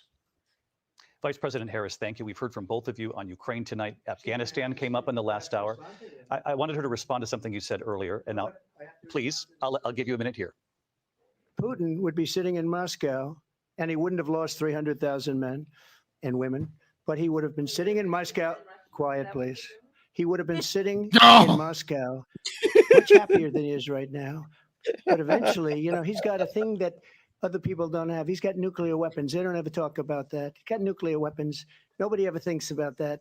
And eventually, maybe he'll use them, and maybe he hasn't been that threatening, but he does have that. Something we don't even like to talk about. Nobody likes to talk about it. But just so you understand, they sent her to negotiate peace before this war started. 3 days later, he went in and he started the war because everything they said was weak and stupid. They said the wrong things. That war should have never started. She was the emissary. They sent her in to negotiate with Zelensky and Putin, and she did. And the war started 3 days later. And that's the kind of talent we have with her. She's worse than Biden. In my opinion, I think he's the worst president in the history of our country. She goes down as the worst vice president in the history of our country. But let me tell you something. She is a horrible negotiator. They sent her in to negotiate. As soon as they left, Putin did the invasion. President Trump, thank you. You did bring up something. You said she went to negotiate with Vladimir Putin. Vice President Harris, have you ever met Vladimir Putin? Can you clarify tonight? Yet again, I said it at the beginning of this debate, you're going to hear a bunch of lies coming from this fella. And that is another one. When I went to meet with President Zelensky, I've now met with him over 5 times. The reality is it has been about standing as America always should, as a leader. Wait a minute. Wait a minute. Hit pause. Rules and norms, Hit pause. as a leader who showed. The question is, has she ever met Putin? Yeah. Deflecting. And she's never publicly met Putin, but she's now not giving you a straight answer. That tells you she's met Putin. Maybe not that particular meeting, but she's probably met him. Yeah. Strength, understanding that the alliances we have around the world because Biden's incapable on our ability to look out for our friends and not favor our enemies because you adore strongmen instead of caring about democracy. And that is very much what is at stake here. The President of the United States is commander in chief, and the American people have a right to rely on a president who understands the significance of America's role and responsibility in terms of ensuring that there is stability and ensuring we stand up for our principles and not sell them for the benefit of personal flattery. We've talked about Ukraine and Vladimir Putin. I do want to talk about Afghanistan. It came up in the first hour of this debate. I want to move on to Afghanistan. Stoltenberg said Trump did the most amazing thing I've ever seen. He got these countries, the 28 countries at the time, to pay up. He said, I've never seen, he's the head of NATO. He said, I've never seen. For years, we were paying almost all of NATO. We were being ripped off by European nations, both on trade and on NATO. I got them to pay up by saying one of the statements you made before, if you don't pay, we're not going to protect you. President Otherwise, Trump. we would have never gotten it. He said it was one of the most incredible even jobs that he's wait. ever seen done. Thank you. I want to turn to Afghanistan. It came up in the just gonna first hour of the steamroll. debate, and we witnessed a poignant moment today on Capitol Hill, honoring the soldiers who died in the chaotic withdrawal from Afghanistan. I do want to ask the Vice President, do you believe you bear any responsibility in the way that withdrawal played out? Well, I will tell you, I agreed with President Biden's decision to pull out of Afghanistan. Oh, now Four throw him under the presidents bus. said they would, and Joe Biden did. And as a result, America's taxpayers are not paying the $300 million a day we were paying for that endless war. And as of today, there is not one member of the United States military who is in active duty in a combat zone in any war zone around the world, the first time this century. Bullshit. But let's understand how we got to where we are. Donald Trump, when he was president, negotiated. Did she just say we wasted all that money on Afghanistan, yet the fact that we're sending all this money to fucking Ukraine? Wait a second. What did she say, that there's no service That's members? exactly what she where? said. Yes. She just said There's still that. service members in Iraq. There is definitely service Yeah. members in Ukraine. Like, what is she talking about? I work with a guy who's going on a tour maybe in Iraq next year. What the fuck? What was Okay. that? Getting out of wars with the Democrats is never actually ending the war. We It's just- wasted so much money on Afghanistan. That's why we've got to send all of our funding to Ukraine. Oh, bitch. negotiated one of the weakest deals you can imagine. He calls himself a deal maker. Even his national security advisor said it was a weak, terrible deal. And here's how it went down. He bypassed the Afghan government. He negotiated directly with a terrorist Crystal. organization called the Taliban. The Was that Bill negotiation Kristol? involved the the Taliban Taliban. getting 5,000 The Taliban are terrorists, people from Taliban terrorists Afghanistan. released. And get this, get this. Afghanistan is a country. And Like the you're shooting president actually at the talking about that. time invited the Taliban to Camp David, a place of storied significance for us as How Americans. dare he try for Where we peace? honor Fuck the him, approach right? to American diplomacy, where we invite and receive respected world leaders. And Oh my God! It's the fucking president's vacation house. It the ain't president, fucking St. as Peter's president, Basilica. invited them to Camp David because he does not again appreciate the role and responsibility of the President of the United States to be commander in chief with a level of respect.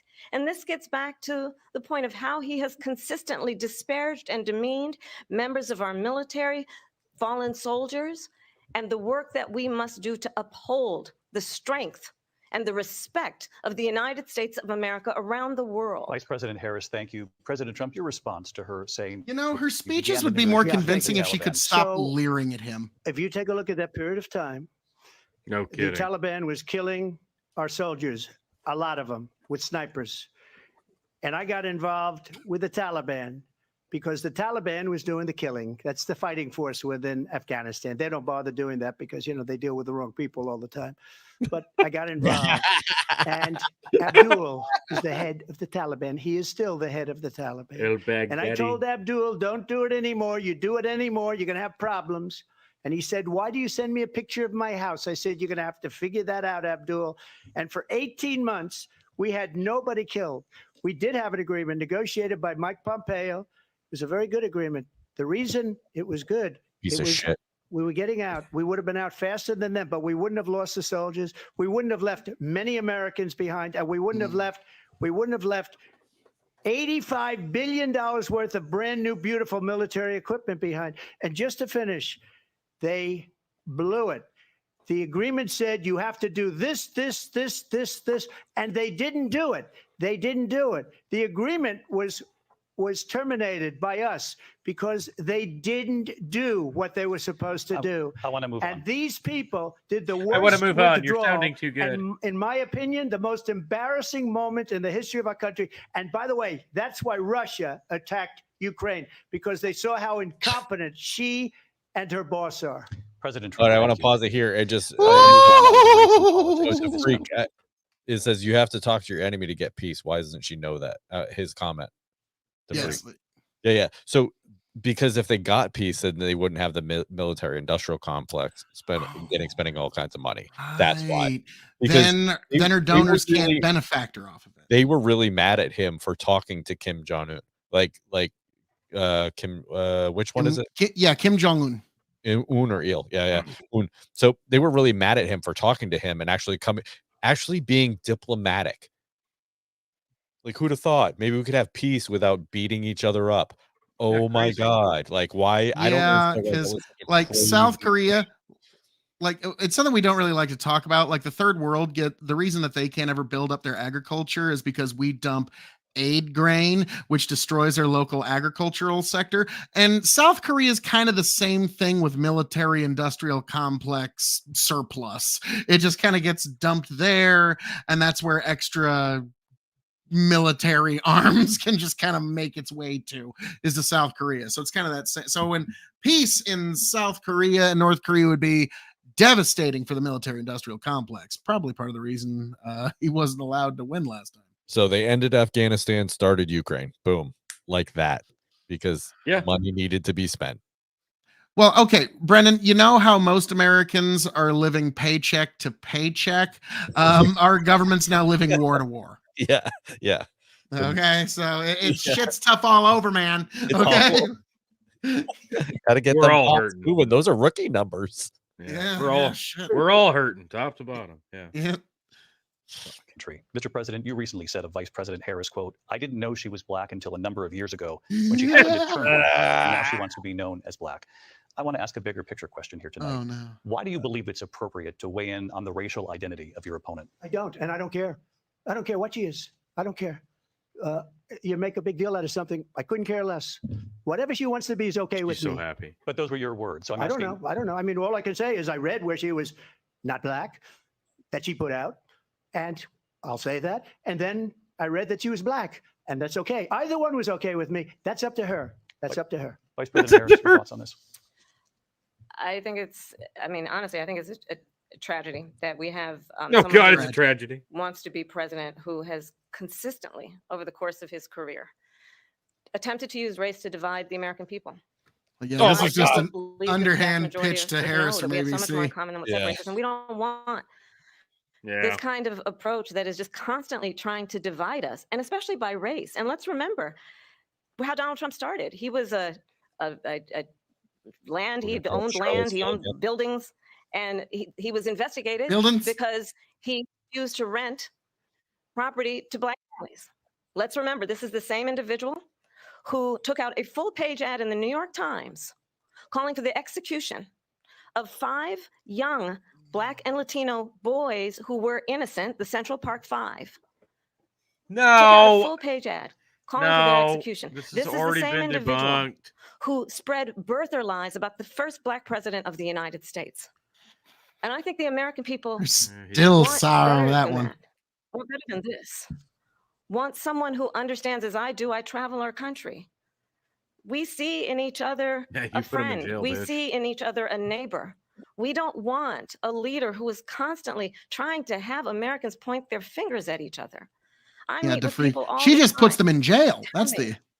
Can we please just have He discourse? just puts people of all races in how we're jail going to and holds them invest in past the their aspirations and the release ambitions and the dates. dreams of the American people.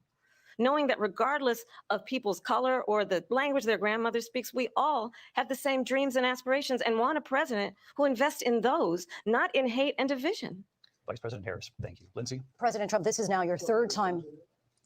This is the most divisive presidency in the history of our country. There's never been anything like it. They're destroying our country, and they come up with things like what you just said. Trump wants seconds on this many one. Years, when a lot of people, including Mayor Bloomberg, agreed with me on the Central Park 5. They said they pled guilty.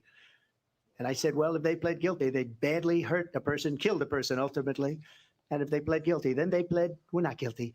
But this is a person that has to stretch back years, 40, 50 years ago, because there's nothing now. I built one of the greatest economies in the history of the world, and I'm going to build it again. It's going to be bigger, better, and stronger. But they're destroying our economy. They have no idea what a good economy is.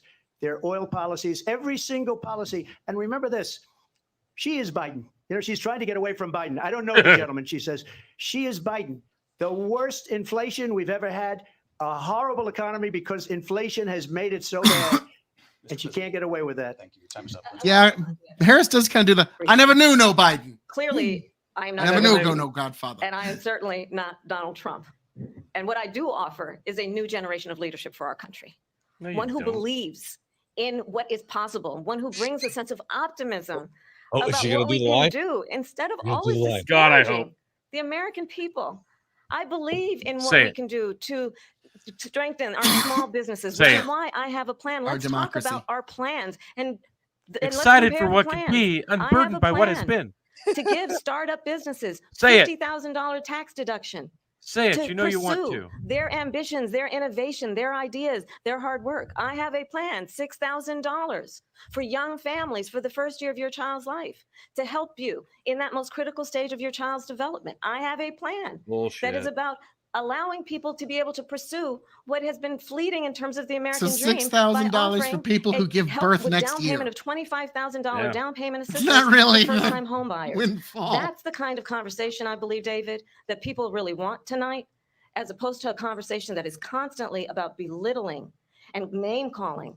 Let's turn the page Vice President and move Harris, forward. thank you. Let's turn to policy. President Let's turn Trump, back we to have to policy. move on. President Trump.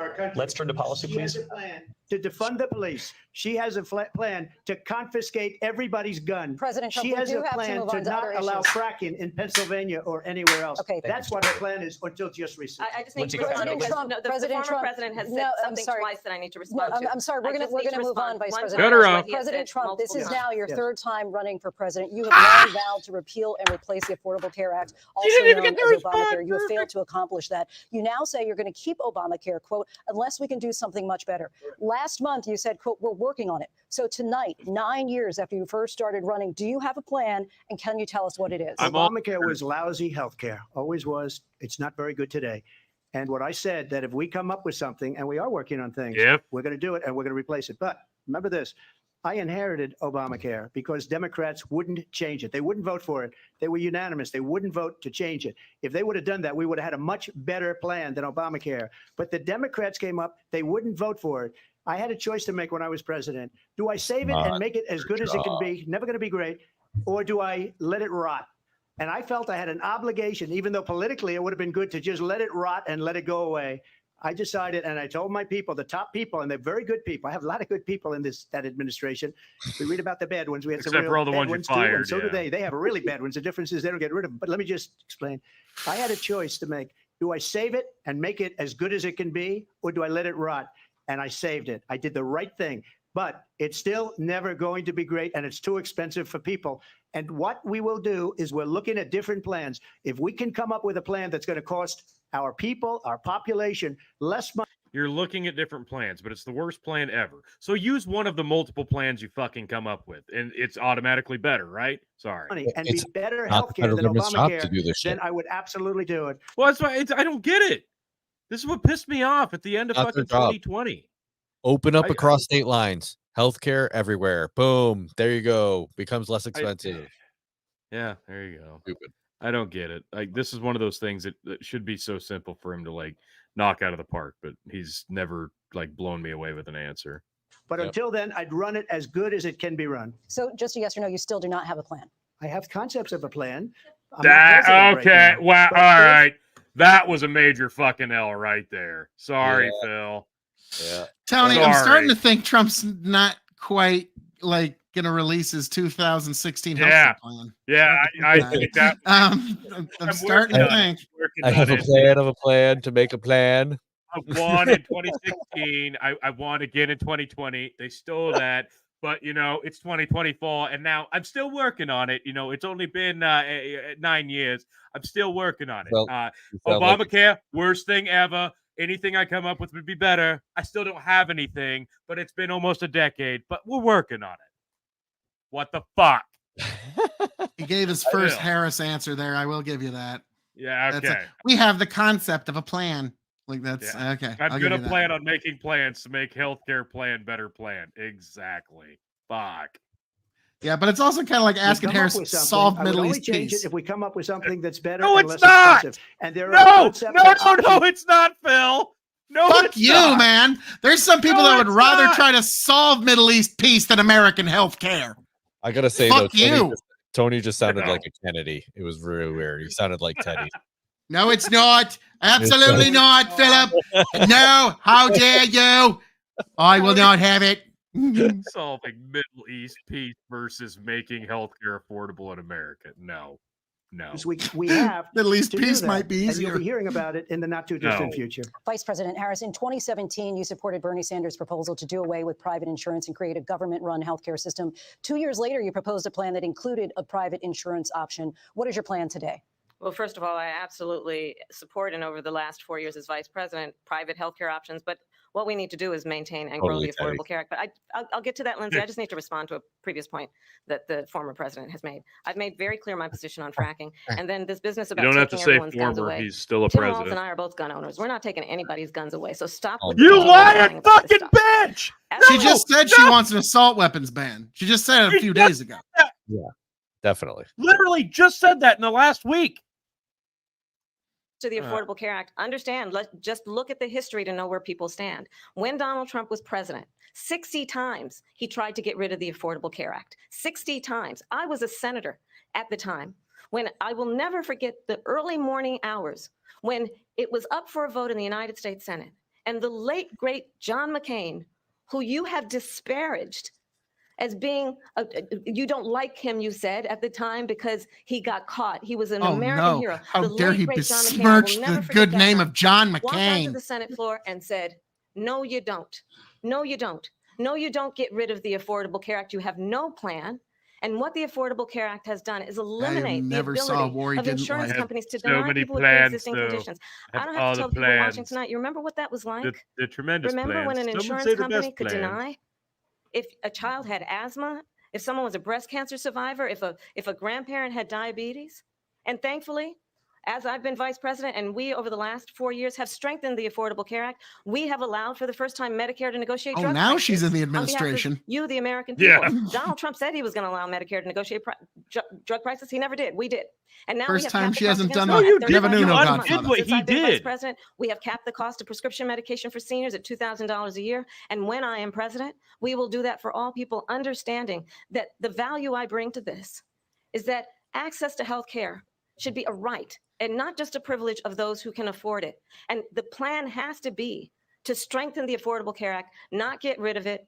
Vice Past its President prologue Harris, in thank terms you. of where Donald Trump stands on that. I want to move to an issue that's Strengthen the important for a Affordable lot Care of Act. It's not affordable. Number one, John McCain fought Obamacare for 10 years, but it wasn't only him. It were all of the Democrats that kept it going. And you know what? We can do much better than Obamacare, much less money. But Then she do will it! improve private insurance for people, private medical insurance. That's another thing she doesn't want to get. President People Trump- are paying privately for insurance that have worked hard and made money, and they want to have private. She wants doesn't need everybody to to be on respond to government this. insurance where you wait 6 months for an operation that you need immediately. President Trump, thank you. We have another issue that Yeah. we'd like to get to that's important Yeah, for a let's number of get to it, 'cause Americans, in nothing he particular said younger doesn't matter voters, and now. that's climate change. President Trump, with Oh, regard to the thank environment, you Christ. say that we have to have We clean got air there. and clean water. Vice President Harris, you call climate change an existential threat. The Holy question to hell. you both tonight is, what would you do to fight climate change? And Vice President Harris, we'll start with you. 1 minute for you each. Fight it like Well, it's the former Captain president Planet said or that what? Climate change is a hoax. And what we know is that You it is just very said it. real. You ask Snip it anyone out. who lives in a There's state your who has soundbite. experienced these extreme weather occurrences, who now is either being denied home insurance or it's being jacked up. You ask anybody who has been the victim of what that means in terms of losing their home, having nowhere to go. We know that we can actually deal with this issue. The young people of America care deeply about this issue. And I am proud that as vice president over the last 4 years, we have invested $1 trillion in a clean energy economy, while we have also increased domestic gas production to historic levels. We have created over 800,000 new manufacturing jobs while I have been vice president. We have invested in clean energy nothing to the to do point with that you. we are opening up factories around the world. Donald Trump said he was going to create manufacturing jobs. He lost manufacturing jobs.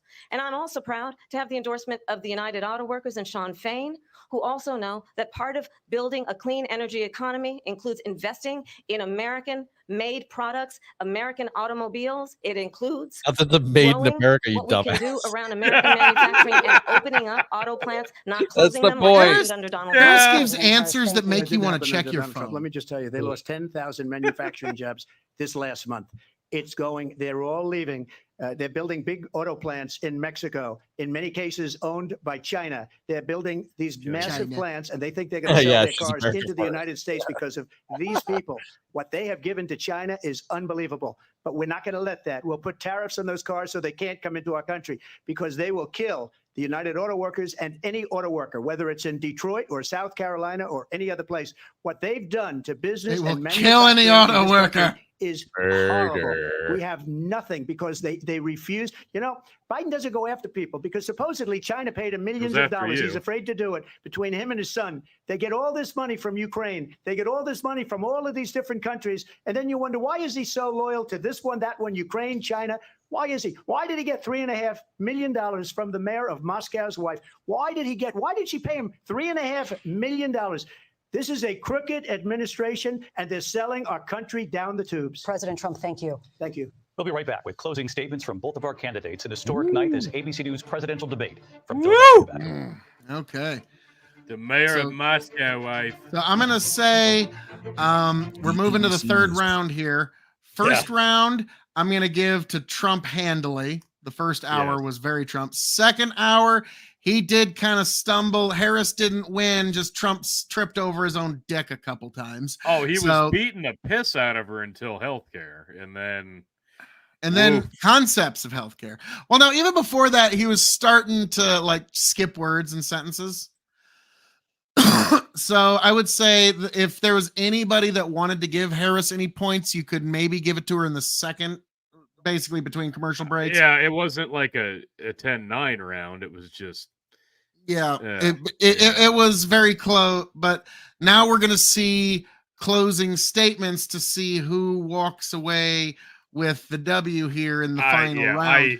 I think he hands down won both the first and second hand. It's just man, he really has never answered the healthcare well.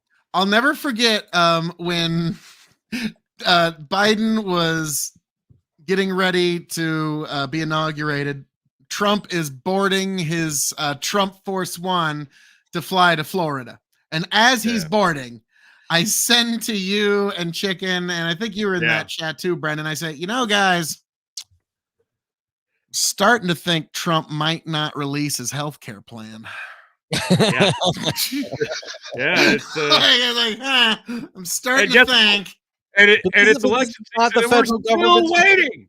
This is not the federal government's responsibility. This is like the furthest thing. Like it's the same thing with abortion. It's not in the Constitution. You do not have the right to. Well, then, Brendan, you should have loved Trump's answer about like, all right, we have concepts and plans. We're just going to try to not fuck with it now. So we at least know what bullshit we have. No, he should have said this is a states' right issue. And just like abortion, it's going to go right back to the states. Yeah, because he knocked that out of the park. I mean, he drove home. That's it. Listen, Trump, I'm available. I can give you advice. I'm right here. I'm in New Hampshire. I'm a freedom-loving human being. If you need me, come get me. Like, watch that be the thing. Like, Colorado votes in just like statewide health care. So it's like Nebraska's like, fuck it. Just drive to Colorado, get your shit done. Do it. Phil, is it kind of masochistic to hope that they ask both of them how they're going to reduce the childcare cost of childcare? Oh, God, I'll never forget in that Biden-Trump the get to the child. How do you lower childhood cost of childcare? And Trump goes, now let me tell you, Biden sucks. He's the worst. He's absolutely terrible. His golf game is terrible. Yes, his golf game sucks. He couldn't beat me in a golf game. And then Biden comes like, no, he's the stupid. And then, okay, thanks. Thank you for that question. Now moving on to like Middle East or something like that. Tony pauses the debate, turns to me and goes, boy, I sure feel confident about the cost of childcare going down. Oh, yeah. We got two old men arguing about their golf game. Now we've got an old man and a fucking bird brain. But again, childcare, another thing the federal government should have nothing irrelevant because they're going to be asked about it. And especially you're not wrong. You're not wrong. President, especially what the they president. could do is just lower taxes. Yeah, that's We'll give you a tax credit. We'll give you another tax credit. We'll Here's give you the another unfortunate tax reality, credit. and Brennan, you would have to begrudgingly agree with this. And everyone, like, our currency is fiat printed, and they could just make it up out of air. There's no reason they need to collect taxes at all. So I think you've heard tonight two very different Yeah. visions for our country. One that is focused on the future, and the other that is focused on the past, and an attempt to take us backward. Oh God, say it. But we're not going back. And I do You gotta do believe the that the American up people here. know we all have Unburden so it. much more in common than what separates us. And we Unburden. can chart a new way forward. And Unburden. a vision of that includes having a plan, understanding the aspirations, the Excited for what dreams, could be. the hopes, the ambition Do of the it. American people, which is why We're I intend to unburdened. create an opportunity economy, investing in Say small it. businesses, in new families, in Oprah what we want can you to do pay for them. protecting seniors, what Right. we can do that is about giving hardworking folks a break and bringing down the cost of living. I believe in what we can do together that is about sustaining it. America's standing in the world and ensuring that we have the respect that we so rightly deserve, including respecting our military and ensuring we have the most lethal fighting force in the world. I will be a president that will protect our fundamental rights and freedoms, including the right of a woman to make decisions about her own body and not have her government tell her what to do. I'll tell you, I started my career as a prosecutor. I was a DA, I was an attorney general, a United States senator, and now You were vice president. I've horrible only had at one it. client, the people. And I'll tell you, as a prosecutor, I never Fuck asked you. a victim or a witness, are you a Republican or a Democrat? The only thing I ever asked them, are you okay? And that's I'm the a kind of president communist. we need right now. Someone who cares about you and is not putting themselves first. I intend to be a president for all Americans and focus on what we can do over the next 10 and 20 years to build back up our country by investing right now in you, the American people. Vice President Harris, She's thank unburdened you. by what President has Trump. been. So she just started by saying she's going to do this, she's going to do that, she's going to do all these wonderful things. Why hasn't she done it? She's been there for 3.5 years. They've had 3.5 years to fix the border. They've had 3.5 years to create jobs and all the things we talked about. Why hasn't she done it? She should leave right now, go down to that beautiful White House, go to the Capitol, get everyone together and do the things you want to do, but you haven't done it and you won't do it because you believe in things that the American people don't believe in. You believe in things like we're not going to frack, we're not going to take fossil fuel, we're not going to do things that are going to make this country strong, whether you like it or not. Germany tried that, and within 1 year, they were back to building normal energy plants. We're not ready for it. We can't sacrifice our country for the sake of bad vision. But I just ask one simple question. Why didn't she do it? We're a failing nation. We're a nation that's in serious decline. We're being laughed at all over the world. All over the world, they're laughed. I know the leaders very well. They're coming to see me. They call me. We're laughed at all over the world. They don't understand what We happened to play us as a golf nation. much We're better not than a Joe leader. Biden. We don't have any idea Did what's you hear going that? on. He's talking to Russia. On in the Middle East, we have wars At going Camp on David, with even. Russia and Ukraine. We're going to end up in a third world war, and it'll be a war like no other because of nuclear weapons, the power of And weaponry. if it's my I war, it'll be the rebuilt most our best entire war, the most military. tremendous war. She gave a lot of it away to the Taliban. She gave it to Afghanistan. What these people have done to our country, and maybe toughest of all, is allowing millions of people to come into our country. Many of them are criminals, and they're destroying our country. The worst president, the worst vice president in the history of our country. President Trump, thank you. And that is our ABC News presidential debate from Why here at hasn't she Philadelphia done it? National Constitution Center. I'm Lindsay Davis. And I'm David Muir. Thank He you for actually watching made out News. really well getting the last word. Yeah, he did. Good night. Yep. Now, I do have to say, Trump this evening had a very daunting task where he had to debate his opponent and Kamala Harris. Oh, no, no. This This was not, no, this They were was fucking not. soliloquying for Harris what her answer. Don't you think it's terrible when Trump said this thing about you? How does that make you This feel? was not the fucking 2020 bullshit. No. He actually, when he got offered the fucking chance to respond, he got to. They were trying to move past the shit, and he wouldn't let them, and they shut the fuck up and they let him talk. They That's did the shut big Harris down at one point. And just they straight shut up her with- down. So this was Yeah. not even close to that debate. But no, like I'm talking about the questions, how they were so leading. Like, I know. Trump, why did you know. viciously, evilly say this thing about Harris's race? And Harris, don't you feel so victimized and terrible? And how would you like to soliloquy to the American people about it? Like But that's. then also, And then there were after some his foreign policy answer, questions like that. after his answer, they're like, also, just know that that's not true. Okay, Kamala Harris. Like it was just like they would actually chime in on his answers, but not hers. Yes. Exactly. Yeah, so it was fact-checking quite and so again, I give Trump credit for debating his opponent and Kamala Harris. That was that's never easy. Now your King of Extreme does it all the time and does it easily, but that's besides the point. Really, folks, remember there is another option, but we'll get into that here a little later. But so, guys, let's grade this. How do you think each particular candidate did? I will let Brendan. Or would you like me to go first? I don't care. Whatever. What do you want to do? Okay. The way I would grade this is kind of like an MMA fight, where Trump very strongly took the first hour. The second hour, I have to admit, Harris did she did and we need to do the facts and the values and our democracy in America and the values. She was there on January 6th. And did you know that January 6th happened? Did you know that it happened? And I was there. I was there. I think this didn't move the needle for anybody. I think the Republicans think Trump did amazing. I think the Democrats are going to be like, oh my God, girl boss. But you didn't really have that girl boss moment. Trump kind of stole the, excuse me, I'm talking. Remember that? And so her big girl boss moment she wanted kind of got stolen, and she was mad. And then Trump actually won the abortion discussion. Do you remember that? Yeah. I couldn't believe it myself. I thought, oh, no, when the moderators went, and now, Mr. President, we're going to talk about abortion. You could almost see Trump go, oh no.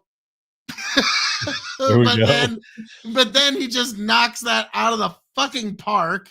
So I got to give him credit on that one. But I'm going to say the second hour, that is, if you're going to give Kamala anything, it would be the second hour. The closing statements were almost a wash. So it's really how strong do you think the first hour was versus the second hour? And to me, I think a lot of people are fighting boredom towards the second hour. So I think as much as the concepts of plans line was a flub, I don't think it's going to have as big of impact, mostly because by hour two, you're kind of fighting boredom. Yeah. In the debate. And so most people aren't political wonks like us. So like Chicken's son Riker, he checked out before that even happened. Most people did. Most people watched Trump curb stomp Harris on abortion, and that was pretty much what most people came to see. So I'm going to say Trump's strong showing in the first hour is a little more powerful than Harris's showing in the second hour. And like I said, closing statement's a wash. So if I were to judge it, Trump wins it by a point or two. But I will admit, Harris did stay in the fight. So that's how I grade it, like an MMA fight. So I give Trump the edge, mostly because he made the impact when the most eyeballs were on him. Okay. Brendan? Tony? Tony or Brendan? Who do you... I would say, I agree. I think Trump definitely edged in front. As far as the Israel talk goes, I feel like that was a wash. I think they were both pretty shitty on that. Oh, no, Trump did great with the Israeli lobby. Trust me. Well, yeah, I mean, if the Israeli lobby's winning, they're winning in this whole that discussion, right? Like that the lobby is like, yeah, it doesn't matter who wins, we get them both. Like they don't give a shit. So the Israeli lobby loved it. I thought it was pretty garbage, but so for me it was a wash. So I would say Otis says Kamala won. Well, yeah, people who are on the left are going to be thinking, "Oh yeah, she did great." Me, I'm like, Trump did amazing. He hit all the She said all the things I wanted her to say, so she wins. Yeah. Sorry. He hates it. Actually, so I think He hates her. That was great. That was beautiful. Trump made people laugh. Okay, Harris had no laugh moment. He hates her. So I think she was well polished. Obviously, she's been practicing because if you saw the interview on CNN compared to tonight, it's night and day. Absolutely. So it's definitely she definitely did better. I think I think you're right, Phil, as far as by the end, like people are checking out. But I think Trump having the last word, like I said, I think was huge. Yes. And if people are paying attention, actually watch till the end, that was pretty good. It was pretty good. So, but I thought her bringing up Charlottesville and pretty much every garbage thing that they tried to throw at him. Yep. Although that was in the second portion. Although that, okay, so I guess you have to look at it in two different ways. Like in our respect, right? We understand that those are garbage things and already proven wrong. Yeah.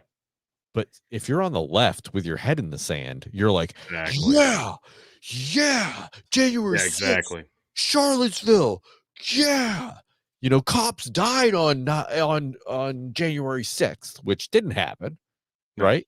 So they're cheering that, whereas we know that's garbage. It's absolute garbage, So that's the thing. Yeah, they nailed a home run on everything that they already have indoctrinated people into believing. Was that the second or was that the first? I feel like that was. I think no, that was in the second because I was like, there's so many weird things that happened in the second. Like she brings up Charlottesville, she brings up the Central Park thing. There were so many things that she Project 2025 in both the first and second portion. But also, he was talking about people eating people's pets and shit, and I'm like, all right, but that was weird. Okay. Like I didn't want him to bring that up, but that may actually be accurate. You know what I mean? Might be. It might be accurate, right? Like, but it wasn't. I don't know that I bring it by up how much way. the left is freaking out and trying to say that's been debunked. I know nothing about it, but it leads me to believe there might be something to it. That's what I'm saying. Like, that's what I'm saying. Like, it's probably accurate. I'm just saying that it made him, even if it's accurate, it made him looking kooky. You know what I mean? Like, that's just exactly from a outside. I don't bring it up because it just, even if it's true. Why are you bringing that up? Like you could have easily nailed that answer without that. So like I was putting oregano on your cupcake. You don't need that. I would give it 2-1 Trump, and I would really I would honestly having a hard time thinking of like the one for her, other than the fact that she's just like a polished turd, because I expected her to do a lot worse. Exactly. That's where I'm at. Like Democrats have such low expectations. It's almost hysterical. Well, that's just it. Like she was expected to just tank, and I'll give her that. Like you said, like you both are saying, like she did better than we expected. She was able to navigate the debate from start to finish. She stumbled really only a couple of times, and they allowed Trump to kind of take over responses, and they even shushed her once, and it was pretty apparent who was winning. I think pretty much 80% Trump won in the response department. Well, they want him to interrupt. Let's be serious, because they can be like, "Oh, did you see how many times he interrupted?" Well, no, they just wanted to give her a chance to go, "Excuse me, I'm talking." Yeah. That was what they really wanted, and Trump never gave it to her. That's good. And so, she was so pissed when they found out, no, they're going to mute the mics. I wanted to do so. But now, folks out there, there's something you need to realize, though, on this debate. These aren't the only options, Trump or Harris. There is another option, one that I don't know if you're aware of, and that is Phil KOE. Old town where the stars shine bright. Folks gather around on a summer night. They stand tall for their beliefs. Never the most beautiful 90 seconds I've ever seen. KOE Nation, that's how we play. Is that gorgeous? No. With boots on our feet and the flag held high, we sing songs of freedom meeting clear blue sky. From Main Street to the fields, we work and we pray. KOE Nation, we're here to stay. Red, white, and true, our colors unfurl. Through thick and thin, we conquer the world. Patriotism runs deep in our hearts. And I'll kiss the babies. KOE Nation, where nobody ever cries. Folks, 2024, you be sure to vote Phil KOE for president. For a better America, for a better world. Phil KOE. KOE Nation, where nobody ever cries.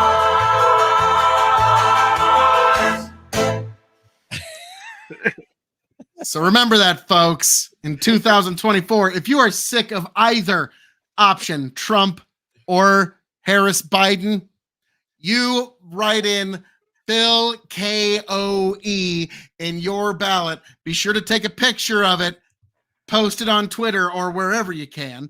And folks, yes, be sure to follow all election laws. But yes, definitely do that, folks. Now, KOE Nation is going to take over this amazing nation. If you are unsatisfied with any of those answers, keep that in mind. Now, a little strange. If you are a Democrat, I appreciate that. Yeah. Yes. I appreciate that. That was a perfect opportunity to show that. And you can go to the vote. Phil, if you have the page pulled up, you should pull up the Facebook page of Vote for Phil KOE in 2024. I will get that here shortly. I was gonna say, like, I felt like Trump won the debate, but even by basically boycotting the debate, Phil won the debate, and that's really that's how that went. No, but just to summarize, I think Trump won the first portion very handily. I think the second portion really came down to Trump was better at the responses, even though they both had some really weird answers. She got off of her rehearsal a little bit, stumbled a little bit, and he was able to improv way fucking better. It was clear watching this thing from start to finish that his is all impromptu, off the cuff, in the moment. Hers is all incredibly rehearsed, incredibly expected. She knew exactly what she was going to say to everything, except when she didn't. And then, the closing arguments was literally Kamala saying, I'm unburdened by what has been, excited for what could be, but in like 2 minutes. She just stretched it for 2 minutes. And then Trump not knocked it out of the park, but drove it home like a one-hit nail into the wood. Just hammered it home. So definitely a Trump 3-0, in my opinion. All right, so and there you have it, folks. I mean, the moderate normie himself, Tony G, and the fierce libertarian independent, Brendan Roy, and the resident right-winger extraordinaire himself, Phil K. Now, guys, don't worry. I will send this into right-wing headquarters to let them know that we got some folks that are at least a little more down. But this is the Phil KOE for President 2024 Facebook page. Definitely join this. Top if you can. That is the top, sir. No, I was going to say, do you have the URL? Cruz would make history being the first Canadian to be elected president of the United States. Vote Phil KOE. Wow, that's an old one. That was a 2016 campaign ad. Yeah. Oh yeah. So let's everybody see. needs to go to this and definitely join in because these were my god, I forgot about the classic 2016. Everything is wrong with our culture. Everything that is wrong about government. King of Extreme. I forgot about the 2016 campaign. That's what I made. Phil Lauber, the alternative choice, the only choice. Vote Phil in 2016. Wow, look at that baby face. Oh god. Trump or Hillary? Top socket or bottom socket? That one's still great. Oh Thanks, my god. Obama. Oh, okay. I don't know what that one is. Little did Donald Trump. Wow. They devised a crafty plan to get through his wall. A Trojan pinata. Yeah, I wasn't even in charge of this. I didn't have a Facebook Go back. page. What was that last one? That was an actual Phil KOE quote. My father had a saying, don't curse a farmer with your mouth full. My new phrase is, don't regulate a farmer with your mouth full. Okay, yeah, that's a good one. Don't curse a farmer with your mouth full. That's what my father always said. And so, yeah, don't regulate a farmer with your mouth full. That was for the 2016 campaign. Yes. I need to start making some 2024 campaigns. Well, I mean, Tony, funny that you mentioned that. Yeah. Funny that you mentioned 2024 campaign propaganda. I mean, campaign. Let's go with totally material. Not propaganda. Oh God, this, folks, is the original Phil KOE for President 2024. God bless America. God bless this glorious land.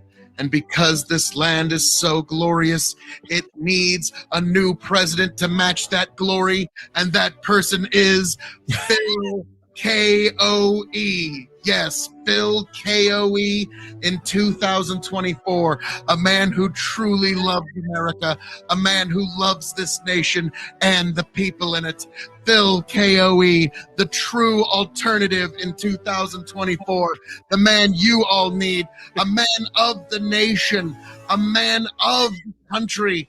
A man of the people. A man of nature. A man who is going to point us to a brighter tomorrow. Yes, Phil KOE. He is a man of decisive action. Phil KOE. And that, ladies and gentlemen, is for America. I'm going to do that for you in Washington, D.C. Whatever that is, you're going to get a lot of that. Yes, folks, Phil KOE, a man who will make sure to dot the I's and cross the T's of American government. Phil KOE, he will make sure to preserve your freedoms to work on go-karts on the weekend or whatever you call fun in this glorious nation. That's why you need to consider Phil KOE. And that, folks, is why I am asking for your vote in 2024, folks, because I, your King of Extreme, Phil KOE, have officially announced my candidacy for the presidency of the United States of America. Beautiful, beautiful flag. Old Glory is coming with me, folks, and we're going all the way to Washington, D.C. If you're tired of business as usual in D.C., do the right thing. In 2024, vote extreme. Phil KOE, the choice for you, the choice for me, the choice for everyone within all sundry. Folks, God bless every last one of you, and we're taking this all the way to Washington, D.C. in 2024. Vote Phil KOE to fix D.C. Yes, folks, it's going to happen. It's going to be beautiful. It's going to be glorious. You're going to join me, the Cabinet of Extreme. Our inauguration party is going to make the Jackson inauguration party look like a debutante ball, folks. It's going to be amazing. Old Glory's coming with me. What else do we need? God bless all of you beautiful people. Travel well, and in 2024, vote Phil KOE.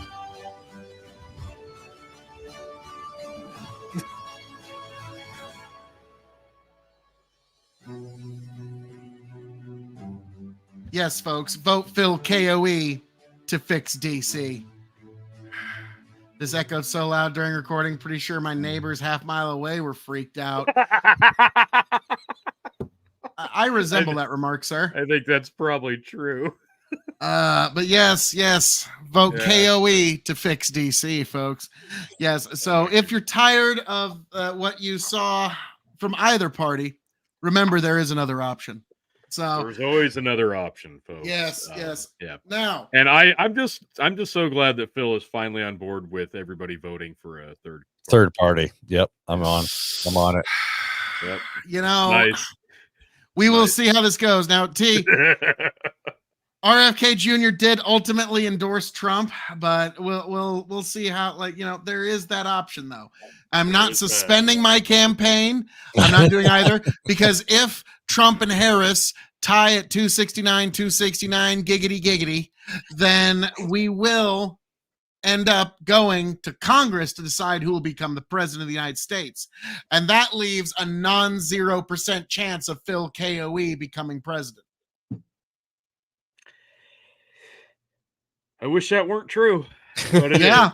Yeah. It is. It's like, yeah, at that point, I'm just driving there like, hey, I'm running too, motherfucker. Throw me in there. I'm right here. I'm right here. You can vote me in. Yep, you can vote me in. Nobody likes any of them? No? Two wrongs make a right KOE.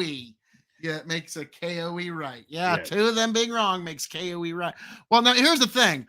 Most people are usually wrong, and it usually ends up that Phil KOE is right. That's really the proper way to look at it, like more often than not. I'm just so glad we could make a 2-hour presidential debate about Phil for that. Well, it's a tragedy that was only half of it. That's true. That's true. Yes. But I do have to say, gentlemen, this debate was quite the encounter, because boy howdy, Harris is just fucking leering, just fuck you leer at Trump. We're gonna see in the coming month, because like I said, it's gonna be about September 15th to the 19th is when we're gonna start seeing our first actually useful, and maybe close to honest polls.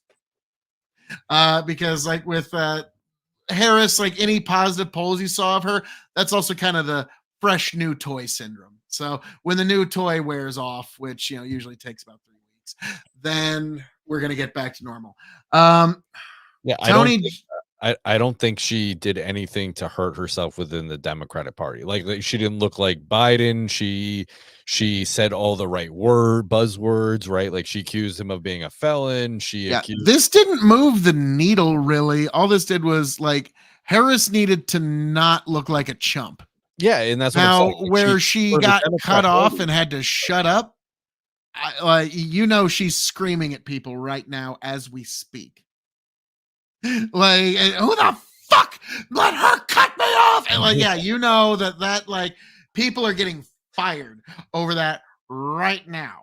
Yes. And so like that is Tony G is the opposite of Walls as VP. LOL. Yeah, Tony's never even ridden a horse before. Okay, like he's gonna be and he doesn't come that. Like he doesn't come across as a just fucking creepy weirdo. I would never come across a horse. Again, another you and Tim Walz, just oil and water. Okay, what can I say? What can I say? Giggity. That's terrible. Yeah. I think like what the freak just said. Like I think that as far as like her and the Democrat Party, like as long as she wasn't Joe Biden and she wasn't that weirdo cackling thing that she's been the last 4 years, then I feel like people are going to support her more than. Will it move the needle significantly? No, I don't think so at all. But I think she's not going to lose. She's not going to lose any support on this anyway. Yeah, right, for sure. Like she's not the people that were thinking about staying home might actually vote. Like that were Democrats, not like independents. I'm saying just Democrats. I'm saying that's a W for Harris then, if that actually pans out. Well, let's be frank. Like. If she gets people that weren't going to. Now you said it, Phil. This didn't move the needle for anybody that was undecided.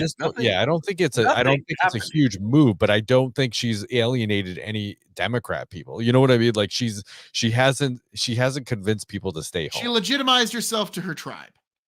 Exactly. Her political tribe. Yeah, now, I do want to say Tony added something on the bottom. I'm just going to subscribe to Dads Worldwide on all podcast platforms. KOE Nation on YouTube, Twitch, TikTok, Twitter-X, all Tony G content at Linktree/Tony the Rod, Big Buckin' Empire on Facebook and YouTube, Hazard Analysis on YouTube, and also, folks, what the hey, check out Sutton Community Church on YouTube as well. It's my newest YouTube project. Let's see how that goes.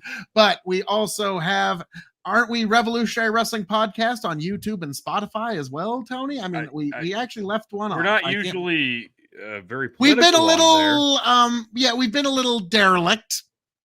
But fair, yeah. We will have a grand return come Survivor Series. Justin wants you to take a shot so he can vote for you in November, Phil. Here it is. Here it is, folks. This is what you came to see, all right? It took 2 hours, but it finally got there. Phil KOE, for the people. He is a man of the people, and he gives the people what they want. And what the people want is Phil's belly full of gin. To fighting, stealing, and drinking. If you're going to fight, may it be for a friend. If you're going to steal, may it be a lover's heart. And if you're going to drink, by God, I hope it's with me. God bless America.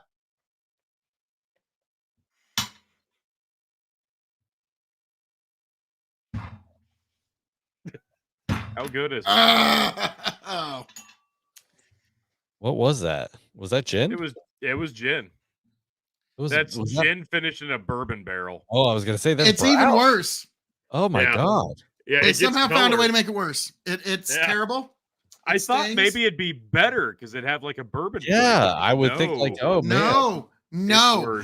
No, it somehow sucks more. It's like it's kind of like it was like a comedian who talked about describing the insane clown posse. It's like, okay, it's like the opposite of Bigfoot because you're thinking, wow, that's not real, but it would be awesome if it was. It's the opposite. It's real and it sucks. It's fucking terrible. It's like, yeah, it's real and it sucks horribly. Yes, that's yeah, it's the opposite of Bigfoot, okay? That's like, hey, Alesto, how we doing, good sir? Okay. That was spectacular. So, Brendan, we've all grown. Now, before we wrap things up, I got to ask you, Brendan. Yes, sir. Last time around presidential election time, we had a little debate. A certain Brian something or other, and then another guy where I'm wondering, sir, perhaps we should try for another debate between the three of, or if you can at least definitely get Brian, the guy who is for the Democrat guy. He just was basically reading Biden's website. So if you can get a guy that can read Harris's website, that'll do. Or somebody that. It would give him significantly less ammo because there's I was gonna say there's nothing there. There's nothing there. Oh no. Phil, if I can Brian would probably do it. I'll contact him, but the other guy, I don't know. But yeah, I'll definitely try to find a Democrat of some kind then, because I just need to tell the people of New Hampshire how much they need to vote for either Trump or Phil KOE. So that's now actually, Brendan, next time around, the next presidential election, I hope, like, you never know, life's weird, but I want you to keep something in mind, because next time around on the primary ballot, you may actually see my name in your state. Because I don't know if you know this, in order to be on the primary ballot in New Hampshire, it only takes to fill out an FEC Form 2 and give $1,000 as fee.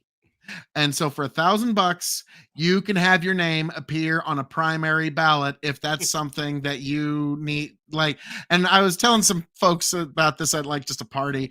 They're like, really? Well, it's for people who just like, for the sake of their ego, want to say, I ran for president. And so, sounds right up your alley. I will I will actually be a legitimate ballot presidential candidate 2028, folks. But we don't need to worry about that, because America is going to write me in so heavy in 2024 that when I assume the White House, heavy flow. Yeah. Brendan, you are going to be my border czar. And that you're going to do that for a year. And then I'm going to make you the head of the ATF for a year, and then I'm going to make you the head of the IRS for a year, and then for the final year of my first 4-year term, I'm going to make you the chairman of the Federal Reserve Holy for a shit. year. Can you do you see where I'm going with this, Brendan? Do you see what I'm doing? There's chaos. Burn it all down. Yeah. Bring it all down.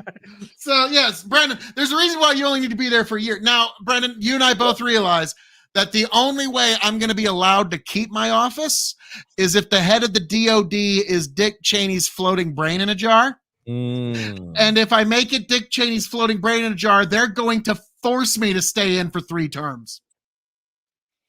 Well, Okay, like I'm right. It's like you got to do what you got to do, Phil. Like it's like, well, okay. If I appointed anyone else, I was going to get 1 term, but because I've stated that it will be Dick Cheney's floating brain in a jar, that's the head of the DOD budget. No, like I didn't even want to. They made me stay for a 3rd term, so no, I was president for 12 solid years. Like I don't know how they got it. Like I wasn't even campaigning. It just fucking happened. Like I was like, no, I don't want to. They changed like the Supreme Court just said, no, fuck you, you have to. I wasn't campaigning. The people still voted for me, apparently, allegedly.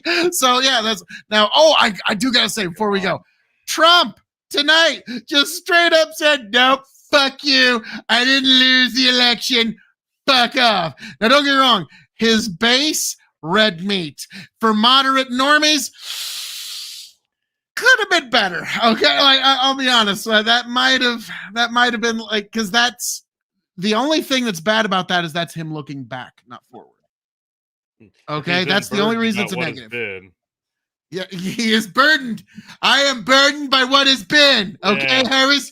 I don't get to just be, I'm unburdened by what has been. All of us are very fucking burdened by what has been. All right? You're like, yeah, all of us, folks. Fuck, Phil. I'm sorry. Oh. Phil, I'm sorry. We were trying to get out of here. You rambled on, and you just caught yourself in a corner. No, it's for Phil Dealer's choice. I get to decide who gets to drink. No, that's not how that works. Alesto, do you want me to drink or do you want Tony to drink? Pretty sure that's Alesto. I'll take a shot of gin, but Tony also has this god-awful Sweetens Cove whiskey that he fucking hates. It's terrible. It's like he's going to have a worse reaction to it than I am with gin. That's not true. No. It's totally true.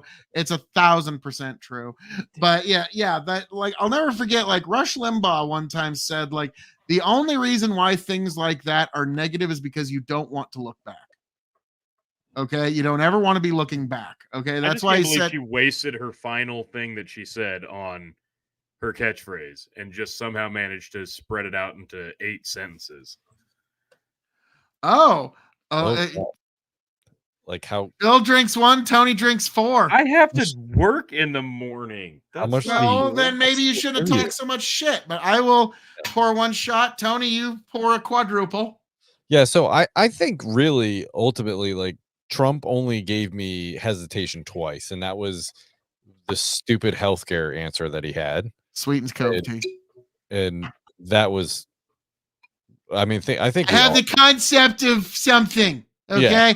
Yeah. Like that, I immediately thought back to my joke about, like, I'm starting to think Trump's not going to release his healthcare plan. Yeah. Now, when he wins election in 2024, and then we get to election night 2028, where JD Vance is running for president against AOC. Yeah. And Trump, and then that election gets over, I will also be again, Tony, dropping you the joke. I don't starting to think Trump's not going to release his healthcare plan. Yeah, that's we will see. It's like you said, Brendan, you got it. Cross state lines. Yeah, so the other one was just the Israel answer, and I just thought they were both silly. And but that's my opinion. I think that we should be not handing Israel all kinds of munitions and that type of thing to continue what they're doing. So those were my 2 big hangups with Trump. As far as she goes, she was a polished turd, as I said before. It was all platitudes, and she has nothing to run on, so she gave what she could give. Yeah. Tony, how much was that? That was like 1.5. Balls. I thought you were gonna say, "Oh, that was for it." No, It's like sandpaper going down, and that's not because it's a high proof. It's because it's terrible. All right, T, pour yourself another 1.5. I've got more. Okay. Cheers, Slanjiva. No, I agree, Freak. They were just as weak. I'm just saying that like his were not good either. Like they were both pretty shitty on that one. But they also but it was just like who's gonna support Israel more? Like that's all it was. It was just gonna like both. I support now. Yeah. Trump always is gonna have that one. Yeah, I moved the fucking embassy. Okay. Yeah, and they're murdering civilians like on the so now, Brendan, we're not going to talk about that right now. Yeah, you don't want to talk about that. That's really inconvenient. They're really inconvenient that they're murdering. Because what basically, yeah, we'd hate to inconvenience him. Yeah, sorry about that. Oh yeah, God, that'd just be horrible. Yeah, because like basically, like I was wondering if one of the I don't actually no, I don't have no fucking Merlot. I don't have any fucking Merlot. Malart, we're gonna get him some Malart. Oh, okay. Yeah. But like I will like I was half expecting one of the candidates to go. Oh, there we go. Oh wait, that's a little low.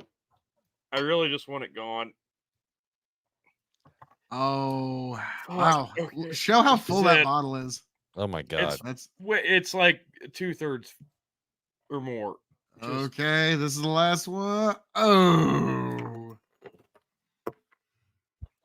it's awful. Like now, Brandon, you'll love or hate this, depending. Donald Trump is a preventative maintenance president in that regard. Like, yeah. Just in terms of peace, he's preventative maintenance. Yes, but I was half expecting one of the candidates to just go, now, if I'm elected, Israel. Now, when she did 2-state solution, she blew it. But like, I was expecting one of the candidates to go, all right, if elected, Israel, we're just doing this for 3 weeks. Yeah. What's going on? Nothing. Oh, what a lovely parking lot you have here in Gaza Strip and West Bank. Wow. That's a lovely parking lot. How did that get there? Well, yeah, like I was kind of almost expecting kind of like that. But no. Now the 2-state solution is a complete non-starter.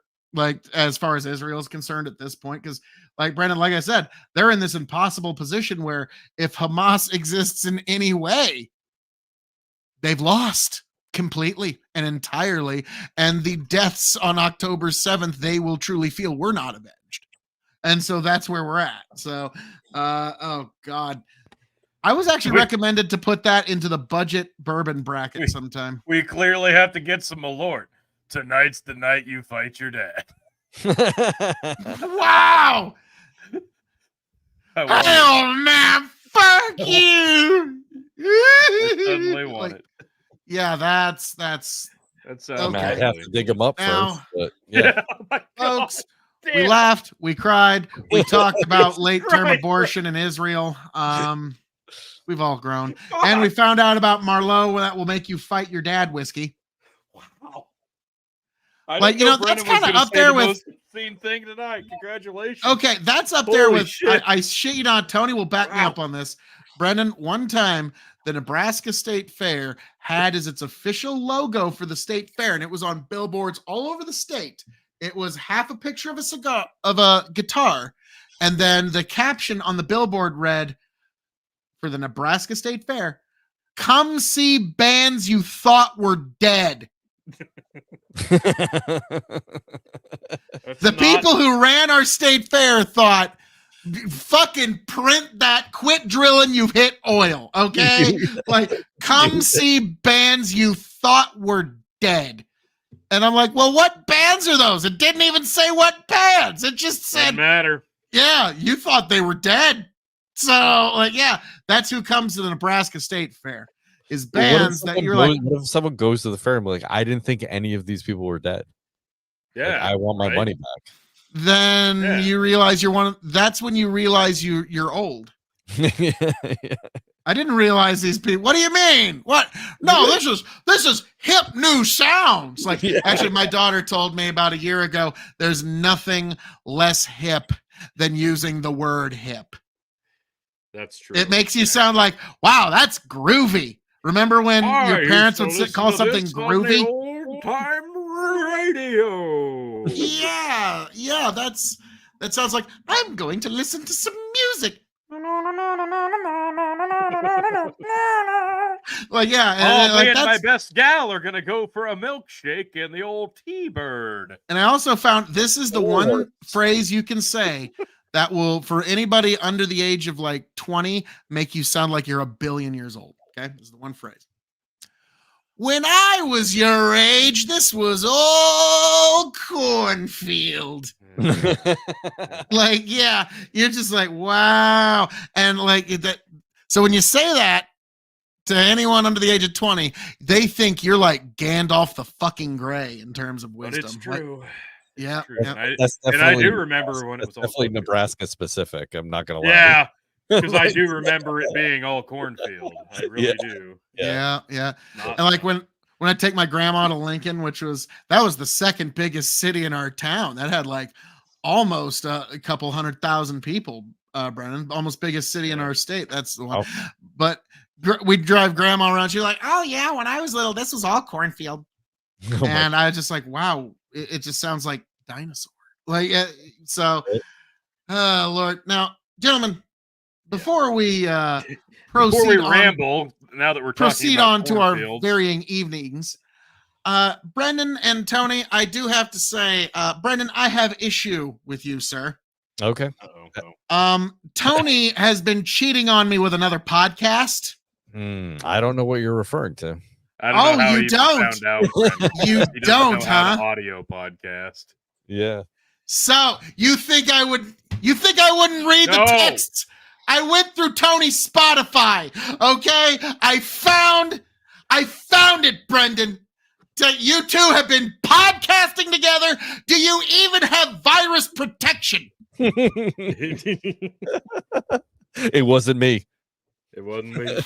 But I got you on the Spotify. Brendan, who else have you been podcasting with? We need to run an Adobe antivirus through their computer. Yeah. Make sure that they're virus free.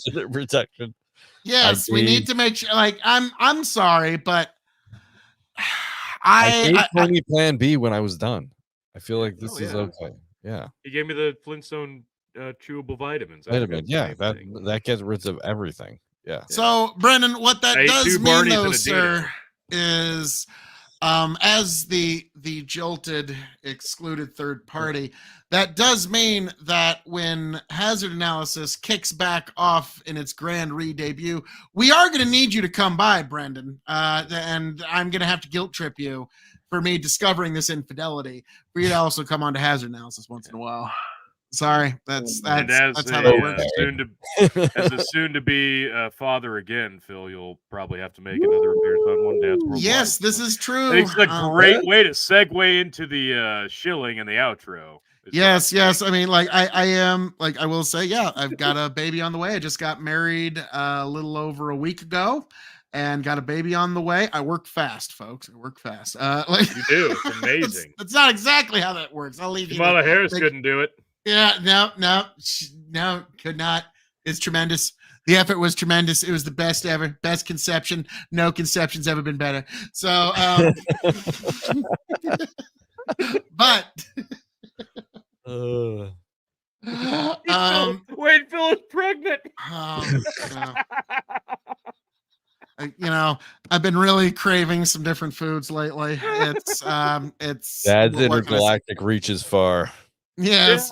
But on that note, because of that, I am going to go up and spend some time with my pregnant wife. So, folks, as I'm known to say around here, all that being said, thank you for joining us here at Big Buckin' Empire, KOE Nation on YouTube, TikTok, Twitch, and Twitter. Thanks for joining us, Dads Worldwide. Thanks for joining us on Facebook, on YouTube, on Twitter, on Twitch. Thanks for joining us on Hazard Analysis on YouTube. Thanks for joining us on all the varying platforms you can find all of us. Folks, I am your king of extreme, Phil KOE, the man of the hour, the man with the power, the man that makes it the podcast hour. Be sure to tune in wherever you are getting this content again next election night. Folks, be sure to also subscribe to my Twitter feed, KOE Nation, where you can find all of the great varying thoughts that are now Tony G and Brendan are unburdened with. Because it used to be these two guys that would just get it in our Facebook side messenger.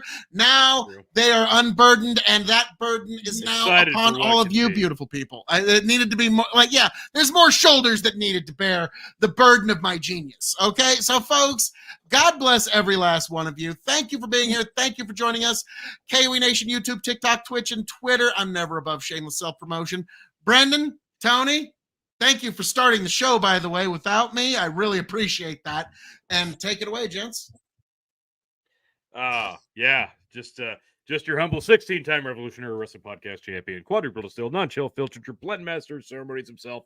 You can find me at Linktree/Tony the Rod on my social medias and podcasting iterations, such as the Big Bucket Empire, the Dog and Chicken Show, the Revolutionary Wrestling Podcast, Hazard and Allison, of course, Dads Worldwide. And for Furture Schilling of Dads Worldwide, let me hand it over to Brandon Roy. Thank you, gentlemen, for having me on once again. Yes, I am your most humble host of Dads Worldwide and Dads Intergalactic and Dads Intercontinental. I mean, we're there, we're everywhere, and yeah, thanks for having us. Thanks for having me and letting me simulcast with Big Buckin. Thanks for having us. Yeah. So, thank you. Always a blast. Are they going to do another debate? No, they're not going to. Yes. They're not going to do another one. Let's hope they do. And I if hope they do, I really hope they do. But I think do I think she escaped unscathed. I think she's going to counter. She's going to just try not to do another one. I think so. That's my call. Yeah, I would agree. I hope. Yeah, they do, Trump's though. got two more lined up, but yeah, Harris is going to try to avoid them.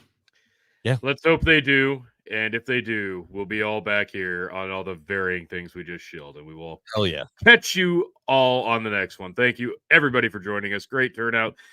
Catch you soon. And, of course, subscribe to all those things we shilled numerous times. Please go now. Do it. Go do it now. Go do it now. Get to the chapel.